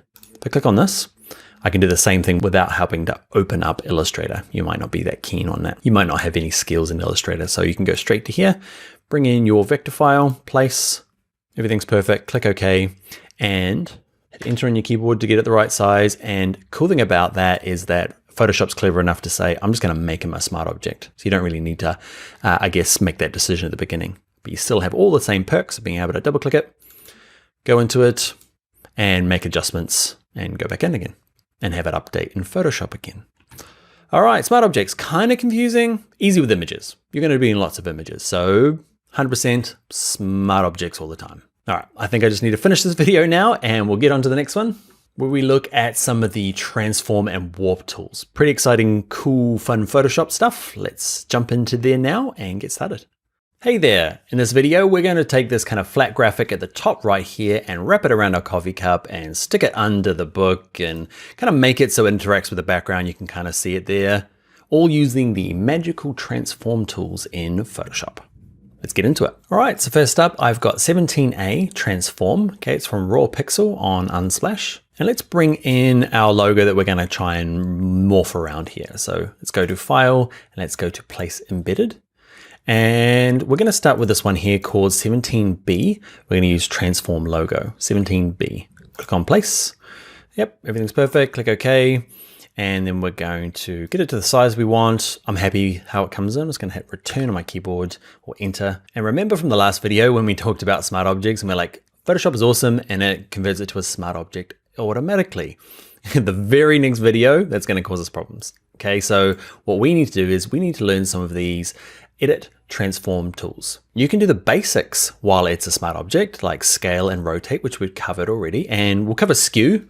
I never use skew. Okay, you might need skew. Okay, I'm gonna hit escape to say, no, I didn't mean that. So, not a smart object, it's not gonna work for us in this case. So we just right click the name and we go to this one that says rasterize layer. Okay, nothing changes except the icons go, and we get to do this. We get to go to edit, transform, and we're going to start with distort. Okay, and it's just going to allow us to, it looks kind of similar as scale, but when you grab one of the corners, you'll notice it's a little bit squidgy. Okay, so what I'm going to try and do is I can click anywhere in the middle to move it. Don't use the little crosshairs in the middle, just anywhere else. And then I'm just going to kind of try and lay this thing down on the ground. There's just a lot of like tongue out going, does that look right? Does that look right? There's a lot of that. Okay, when you're doing this technique. Okay, I'm just trying to make it look like it's on the floor. It could be painful to watch. And yeah, I fiddle around with the edges to make it feel like it's on the ground. You give that a go. Okay, when you're finished though, remember it'll be all grayed out until you hit return on your keyboard or enter on your keyboard to say, yep, that's what I meant. Cool, so that is the distort transformation. There's a few other ones we'll just quickly discuss rather than go through. Under edit, transform, there is the option of flipping vertical and horizontal, just kind of flips it over. Okay, let's look at one of the other ones. Let's bring in another graphic. Let's go to File, let's go to Place Embedded. You could be copying and pasting from Photoshop, avoiding the smart object and using pixels in that case. Let's go down to 17C, just a square version that I made. Click OK. If you do get stuck in this kind of middle land, okay, it just means that, again, nothing's going to work. It's kind of saying, I'm bringing it in, but what size would you like it to be? And I'm just going to say, enter on my keyboard, bring it in that size, please. Same problem as before. We're going to have to right-click them and go to Rasterize Layer. With my Move tool, I'm just going to move it into the middle here, and now I'm going to try and, I want to kind of make it wrap around this coffee cup. Now there is a setting in here that I'll just quickly show you, perspective. I never use perspective. Why? Because I just find I use warp. It does this, which is kind of cool. You might like this. This might work for you, but you can't kind of rotate it. And I find to do that effect that we did earlier, distort is a lot more flexible. Okay, you might like perspective, have a play with it. I don't find it very useful at all. I'm gonna hit escape. The one I do find super useful is under edit, transform, there's this one called warp. So I use that one and that one quite a bit when I'm trying to fake things. Okay, so distort was great for laying this guy down on the ground, and warp, it works very similar, except it's more like fabric now. So I'm gonna zoom in, move across. And if I grab one of the corners here and just drag it around, can you see it's more like fabric, whereas this was kind of like, you know, we were playing with the perspective and it was quite solid, whereas this, everything's kind of bendy. So the cool thing about this, there's pros and cons. And there are some default shapes up the top here. You can pick arc, okay, and you can pick lower arc, and there's some adjustments over here. And you might get lucky and like, you might just get the perfect one. So say this one here, the band, say it's a wine bottle and there's no, like at the moment, there's a bit of a perspective here. It's not straight on. So you might decide that actually you can go negative. So say -50, maybe -20. Okay, and you can kind of get it, but there's this other kind of, I want it to be flaring out a little bit. So these custom ones, okay, are not going to be that useful, except for fish. Remember fish? Can we do this with type? You always need fish. There's never not occasion for fish. And if you want to get back to custom, it's this top one here. Okay, actually, I don't want to start with fish, so I'm going to hit escape on my keyboard to get back to how it was and just start again. Edit, transform, and let's go to warp. Okay, and what I'm going to do is, again, just kind of a lot of playing around going, oh yeah, how does this? There's a lot of dragging over. So, and what happens is there's kind of four main corners. So these kind of four corners, okay? And then there's these things, these handles that affect how it gets into these corners. So you need to play around with a bit of both. Okay, so you can just watch me. There's a lot of just trial and error and practice in this case, okay? Out a bit further. And what I'm looking at is I'm just trying to mock up, trying to follow the edges here and follow the cup top and bottom. So I need this to bulge out a little bit. I need this to kind of come out a little bit here. So we're doing quite a rigid object. I use this technique for, say it's I'm mocking up an image on a billboard. So I've got a photo of a billboard and I've got my kind of like design that I've made for the billboard. It's a good way of kind of just, you know, trying to stick it on there and fake it. I use this quite a bit when we do branding deals where we're trying to get sponsors' logos onto shirts and stuff. We want to mock it up, okay? And another use, you might not be using this much, but I got a few tattoos, and what I do is when I'm designing them, I like to mock them up on my body in Photoshop where they would be colors, like look, just to kind of, yeah, bend them around, because you can get quite, you can see you can kind of follow the curves of the body with enough kind of prodding. I'm going to go, I've gone and wrecked mine now. Don't prod it too much. Okay, so you can like form this around the human body as well, which is quite cool. So I'm gonna try and get mine back to roughly where it was. You're getting the idea now that I've wrecked mine. It looked better before.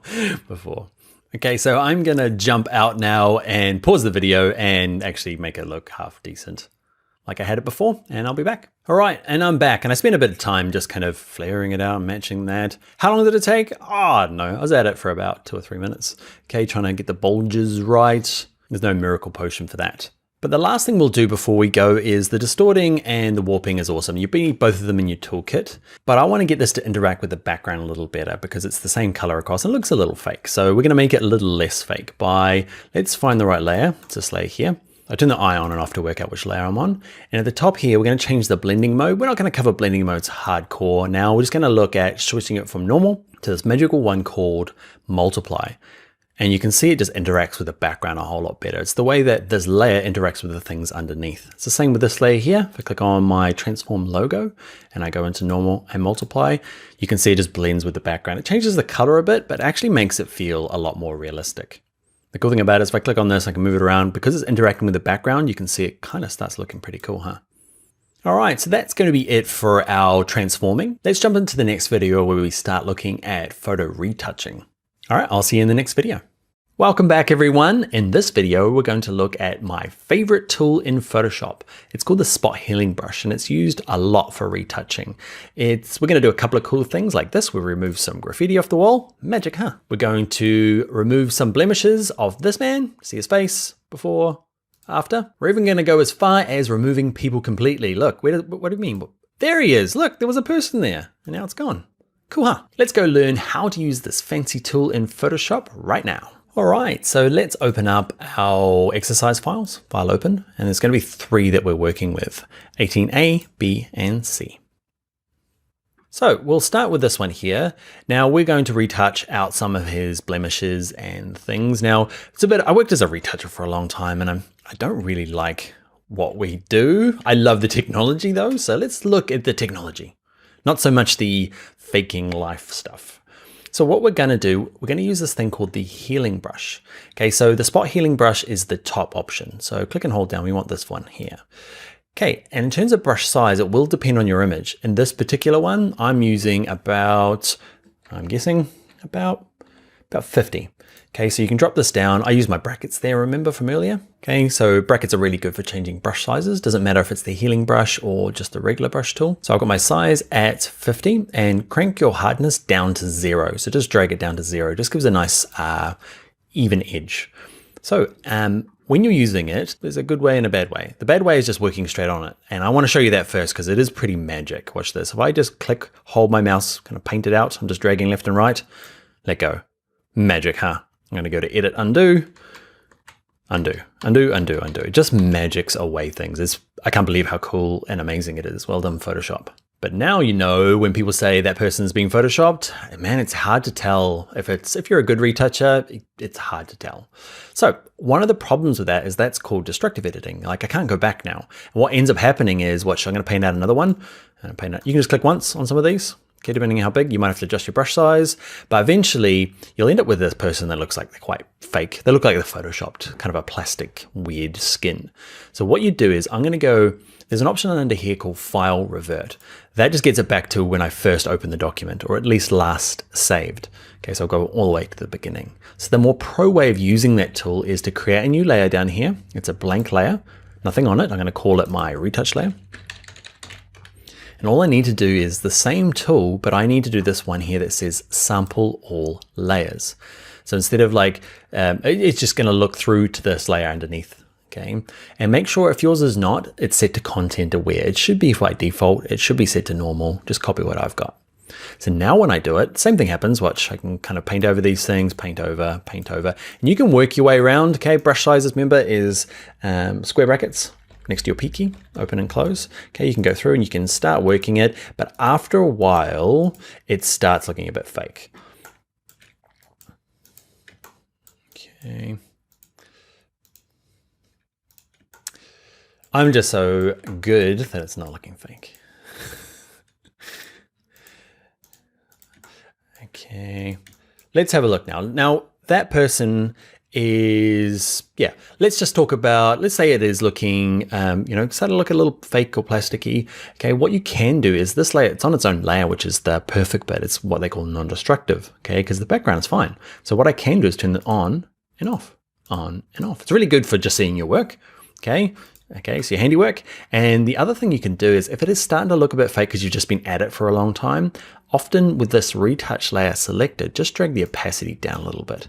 And what that does is it lets some of the background, it just makes this a little see-through. So you can start to see, watch it when I drag it right down, right up, right down, right up. You can just kind of find your balance of real life, kind of like maybe muting the marks and blemishes rather than turning them off. Because the problem with a lot of I had a friend in, does casting for models, and the problem is their headshots, and she'll get people in and they're like, hey, you don't look like that person at all, really, you know, because of all the retouching. So sometimes, you know, it needs to be a kind of a balance, I guess, softening some of the features or the wrinkles or the acne.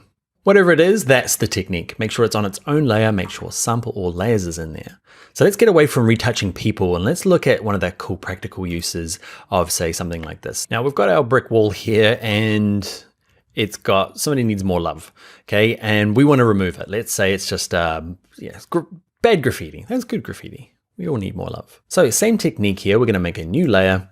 We're going to use our spot healing brush and now we're going to find an appropriate brush size. I'm going to zoom in a little bit, okay? And my 50 from last time is probably going to work. Now, when you're doing this, you just need to hold your mouse key down and paint. I'm holding down the mouse key the whole time and just give it a good work. Okay. And I'm going to let go and it partially worked. Okay. So I'm going to paint him out as well. And we're getting there. Now, this wall is going to be pretty forgiving because of the brickwork. It's not it's so damaged. If this was a really even brick wall, this technique is going to be average at best. It's really good with nature. Okay, so some of the things down here, say you want to remove this glass bottle, whatever it is, okay, it's really good. It's really hard to tell where it was. Okay, if you do find it's not working for you, you can go to edit, undo, and just try again. Often just the act of trying again will give you a different result.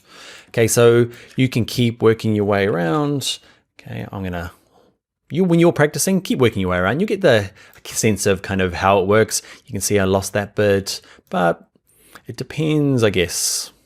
It's pretty amazing though, right? If you had to go ahead, if you're an old school Photoshopper and you'll be like clone tool stamp, forget the clone tool stamp. Wow, that was a good remove. Okay, so you can kind of work these out. Let's look at this last option here. And it's really, really good for this kind of natural textures. Okay, so I'm zooming a little bit. My brush size, I'm gonna make a bit bigger. You can see I can click on this. Actually, bad Dan. New layer, make sure it's sample all layers. I'm going to just paint some of this stuff out. You can see pretty magic, huh? I can't believe how good this tool is. And it works amazingly because of this rough texture. If it was perfectly some sort of checkerboard, it wouldn't work because there's too many repeating patterns. Now, where it doesn't work, and sometimes it does, sometimes it doesn't.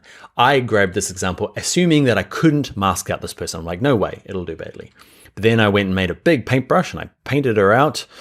And then Photoshop did some magic. I have to wait a little while because it's doing its best, but then she just disappeared. And I was like, not a good example.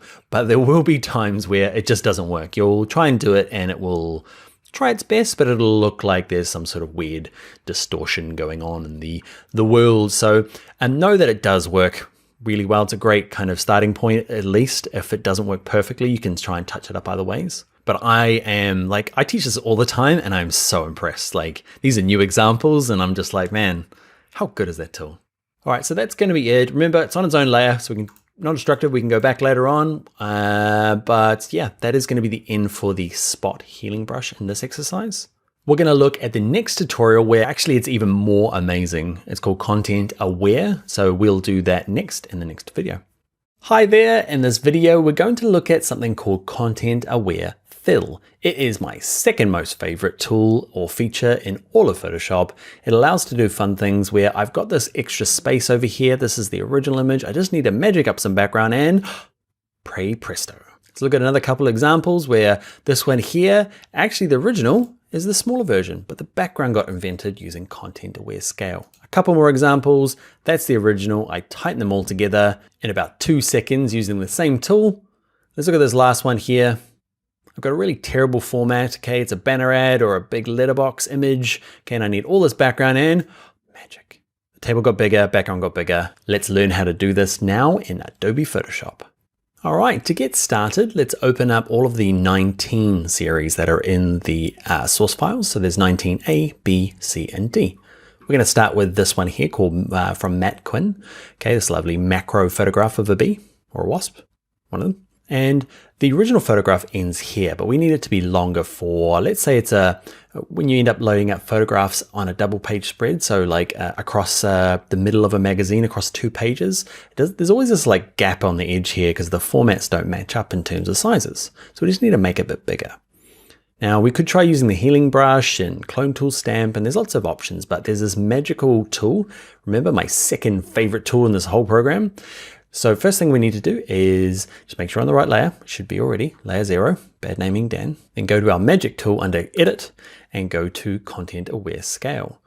Okay, if I just use the regular scale transform that we have, I'm going to scale it out, and obviously it's not going to be particularly exciting, but if I use this one, get ready, edit, content aware scale, and start dragging it slowly this way, watch what happens.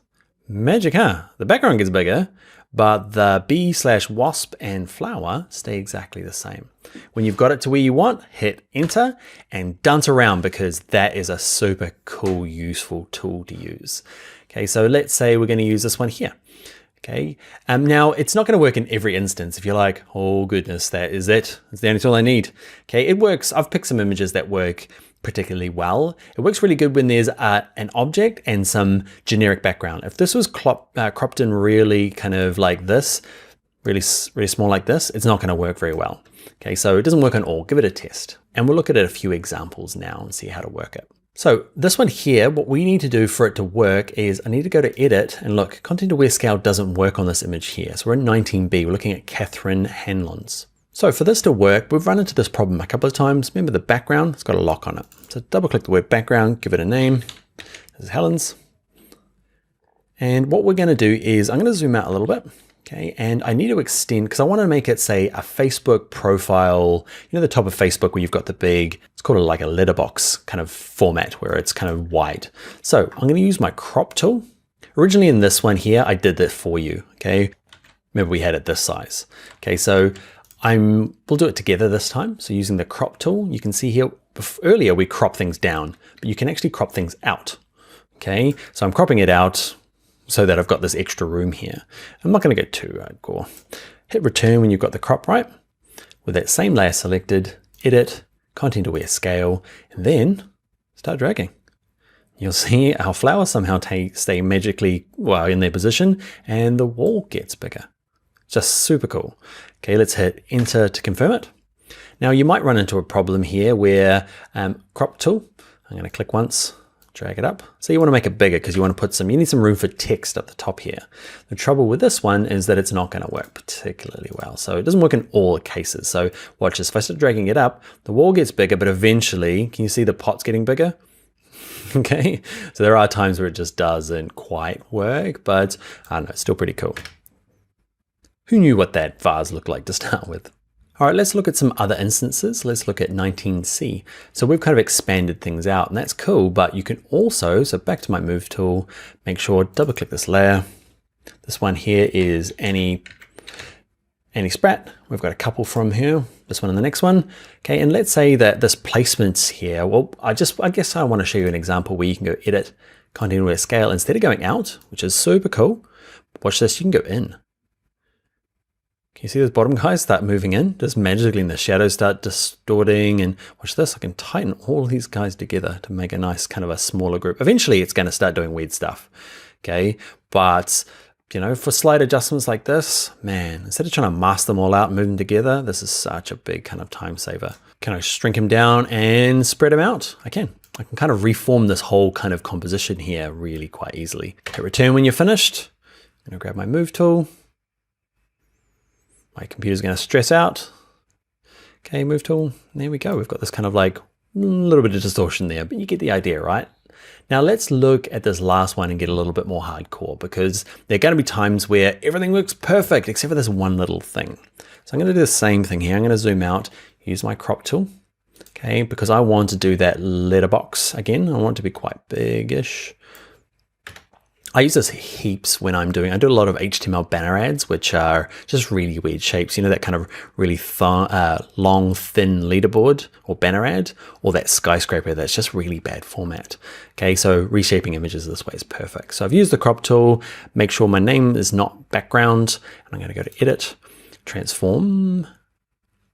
I'm going to go to edit, content aware scale. There's going to be a bit of a problem, look. You can see them there's the paper. So everything else is pretty amazing, right? The desk just got bigger, the leaves stay fine, the scissors are great, but it couldn't work out this thing, got a little lost in there. So I'm gonna hit escape, say, I didn't mean that. And what we can do is we can protect bits of areas. So if you scale it out and it's not quite working, what you do is you grab any selection tool you like. Might be we've used the rectangle and elliptical marquee tool. We're gonna use our favorite, the quick selection tool. And I'm just going to kind of draw a box in there, and it's super quick and easy. Just kind of runs out and grabs the edges of this, which is perfect. And I'm going to go to select, save selection. Okay, so we need to do this step first. So we make any selection we like. We figure out the bad bits, go to select, save selection, give the selection a name. I never do. You should. Okay, I'm going to go to select, deselect. So I'm done with that now. You just make your selections. It could be multiple selections. In my case, it's just a little one.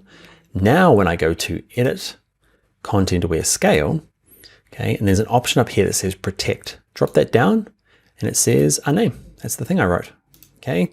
And now, hopefully, it's gonna protect that little selection. Hit return. Oh my goodness, that is pretty amazing. I love it so much. Now we're doing pretty big examples here. We're dragging it quite far out to kind of show off a little bit. But you might be doing just smaller adjustments just to kind of make it a bit bigger or to fit your dimensions, okay? Drag it out, see if anything goes wrong. If something does go wrong, see if you can make a selection first, save that selection, then start dragging and use that protect feature. Now, another caveat for this one is that it's gonna work on like 40% of your images perfectly. Okay, using the techniques we've learned here.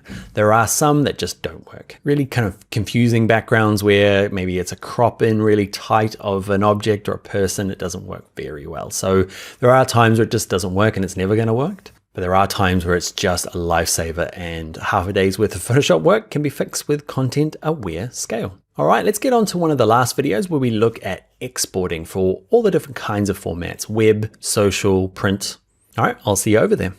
Hey everyone, this video is all about exporting our files out of Photoshop. So we've done our work, we're finished, and now we need to do something with them. We'll cover how to send them to different Adobe applications, as well as sending them out to print and web and social media. So let's get started. So first up, open up our file. It's called 20exporting.psd. Now, this is something we've worked on earlier, so you can have your version open if you like. So the first use case is, let's say I've designed this and I want to put it into something like InDesign, Adobe InDesign. And that's a desktop publishing app. So where I make my magazines and books and flyers and brochures. Now this technique is true for all of the Adobe software. It could be After Effects, it could be Premiere, it could be Illustrator. All they really want is, there's actually nothing to do when you export it. You just leave it as this PSD, this working file with all these layers. Exactly the same file you use in Photoshop. I'll show you what I mean. So I'm working on this document here in InDesign. I want to bring in my file, they use place in InDesign. I find in my source files, there's number 20, click open.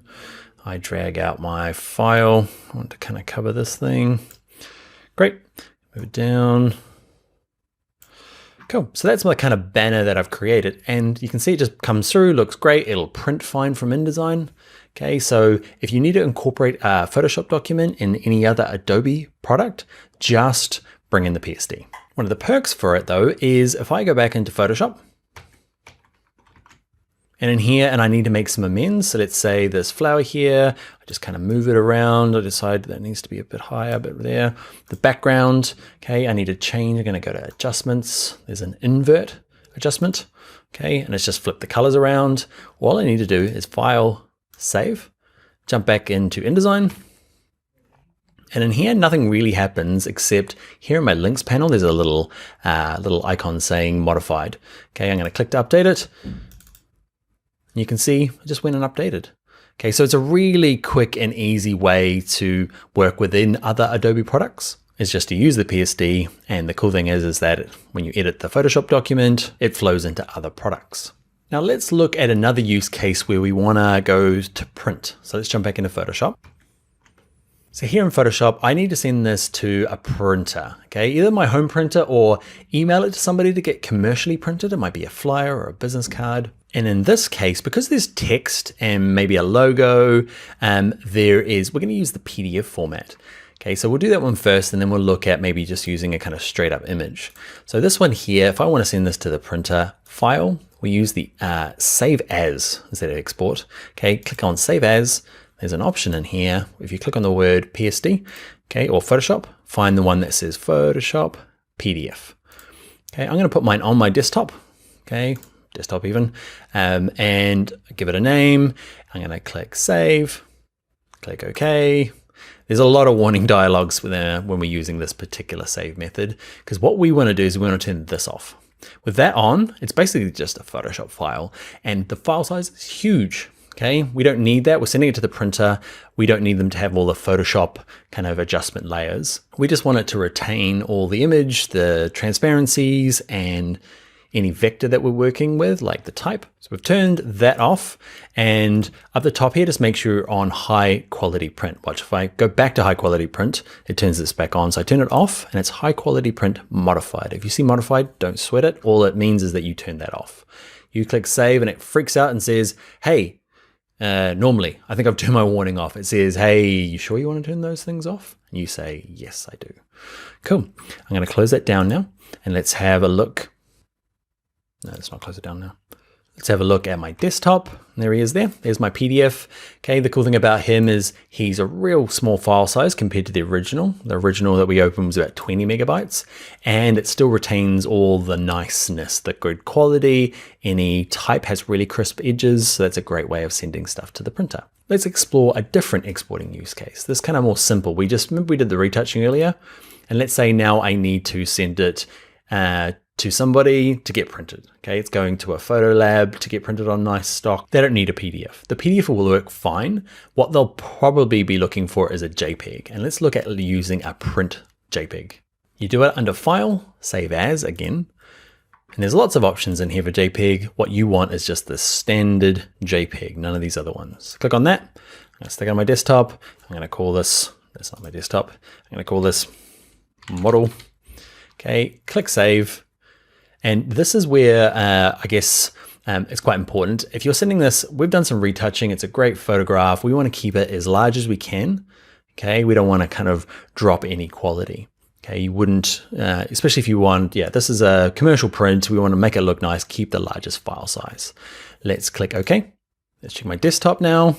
And now I've got my JPEG. Okay, how big is he? Let's check him. He's 2.7 megabytes. So still really small, but it will print really nicely. The difference between that and say the PSD we had before is there's no layers left in this one. You can see in my Photoshop document, okay, there's actually 2 layers. This JPEG is a flat pancake, but perfect for sending to the printer because they don't need to see your separate layers. They just want a kind of a nice, compact, small, good quality file to print. All right, the next use case is going out to either a website or social media, and the kind of same rules apply to both of them. It's about getting great quality image for the smallest file size because they need to upload, like especially for a website, we don't want to be waiting for your image to load. We want it to go super fast. So let's look at this first option here. And let's say I want to save this out for a banner for Facebook, title, or say it's an Instagram post. What I want to do is go to File, and in a slightly different place, it's under Export. And this one here, Export As is the magic one. Click on Export As. If you're using Save for Web, it works okay. Export As is better, in my opinion. Okay, so in this one here, because there's no transparency, by transparency, remember there's no like checkerboard in the background, there's no kind of like hole in the background. In this case, a JPEG is going to be the best. Okay, and the quality slider, when we exported the print version of a JPEG, we had to use a different way because it retains more detail that's used for printing. Because it's going to a website or to our social media account, Instagram or Facebook or Twitter, we don't need that same level. So we use the Export As feature. And whereas before we had the quality jammed up as high as we can because we weren't worried about file size, in this case, it's basically as low as you can go. Can you go down to 2% quality? The way to know is if you zoom in, can you start to see it's starting to look pretty junky at 2%. The cool thing about it though is over here you can see it's actually 37 kilobytes. Okay, so it's teeny tiny. So best to check it at 100%. Okay, and you can see even 100%, you can see some of the interpolation or some of the pixels all glooping together. So how low should you go? Like my rough rule of thumb is between, so low is 30 and high is 60. Okay, I find somewhere in there is my middle ground normally. There are exceptions. So let's try 30. Click out somewhere. Are you happy with 30? Zoom in a little bit, and this is totally up to you. You're like, what is it for? Type is going to kind of stand it out quite a bit. You're not going to notice too much in here. You can see it still looks pretty good, even when I'm zoomed in. Okay, but things that have like crisp edges will stand out a little bit more. So I might decide, actually, I'm going to go up to 60. You can just drag this up and down by clicking here and just going up and down and deciding what you want. You can see the file size, though, is a lot bigger at 135 than it is at 30. So the trade-off. If you don't care about file size, go for the higher version. So for websites, file size is really important. For social media, not so much. Just leave it at 100% is fine if you're going to just post it to your Twitter account. All right, once you've got it there, I'm going to click Export All, give it a name on my desktop, and leave it as is, .jpg, hit save, and we're done. Now there are occasions where you've spent ages getting a mask. Okay, I've turned off the background, the eyeball here. Remember we did these masks earlier? Okay, and we spent a lot of time doing it because we need transparency. Often you'll only need transparency if it's going out to a website. Not everyone's going to need this, okay, but let's say we need to retain the see-throughness of our image because on the website you can actually see through to the background, which is perfect. So all we need to do is we go to the same feature, File, Export, Save As. We just save it as a PNG. A JPEG, you will see, will fill in the checkerboard transparency with white because a JPEG just can't handle transparency. But a PNG, magically, can. Okay, so it'll leave that, even though it's got a checkerboard, it'll just be see-through. This might be cool if you're going out to, say, a video product and you want to keep the transparency, or in my case, I do a lot of web stuff, so it just needs the transparency. Big trade-off is there's no quality slider, and over here you can see the file size is really big. If it wasn't so big, okay, and didn't have so much stuff going on in it, it would be a lot smaller. But yeah, that's how you get out a file for web that has transparency. Let's click Save All, Save, and that's it. So hopefully that gives you, quickly go over it once more time. Okay, so normally just leave it as a PSD if you want to put it into another program like InDesign or Illustrator or After Effects. But if you need to go to print, okay, typically you just be doing a JPEG, but you have to go to this file, Save As JPEG. It's different from the JPEG in here. It has more quality for printing. If, like in this example, there's text involved or logos and vector and all sorts of stuff going on, it's probably better to save it as a PDF, and that's under the Save. I like to mix them around, exporting sometimes, Save As sometimes. So Save As is the PDF. And the last was social media or websites, and it's just hiding under File, Export, Export As, and a JPEG if you don't have transparency, a PDF if you do. All right, friends, that is going to be the end of the exporting video. I will see you in the next one. All right, you made it. It's the last video in the series, and we'll just talk about what to do from here. Okay, so first of all, I'd love to see what you've made. Okay, so if you go to the forums here and search for Adobe Photoshop for Beginners, you'll find what other people have done and share what you've done, and I'd like to see it. Okay, or you can share it on social media if you prefer. Okay, for Twitter, we are Tuts Plus Design, or I'm Dan Loves Adobe. Instagram, I'm Bring Your Own Laptop. So share it there. And then I guess working out what you do next is easy. The easy one is an advanced Photoshop tutorial. Okay, so there's a few of those here on Envato Tuts Plus, so search for that. But then you might consider yourself like, I guess a bit more specialty. Okay, so if you're a photographer, the next steps for you might be more going into something called Camera Raw or Adobe's Lightroom. That might be your kind of next step for your learning kind of experience. If you are a web designer or a UI kind of interface designer, you might look to use, there's some courses here for Photoshop specifically for web and UI design. Okay, there's a few features that are specifically for you. You might check that out, or you might move into something like Experience Designer, Adobe XD. Okay, that's a really cool tool for prototyping websites and apps. You might be in the marketing field or communications. Okay, you might find the next best course is Something else, something like InDesign, which is desktop publishing, or Illustrator, which is more to do with like creating graphics and illustrations and icons and logos, that type of thing. Or another nice thing you might go check out if you're in that space is something called Adobe Spark. It's a really cool way for doing social media posts real super quick. Fix the photos in Photoshop and then add some graphics real quickly in Adobe Spark. So that is going to be us. We are done. We had a great time together. I hope you did. I did. And that's going to be the end of the course. I am going to finish with an awkward wave. Bye now. I hope to see you in another course.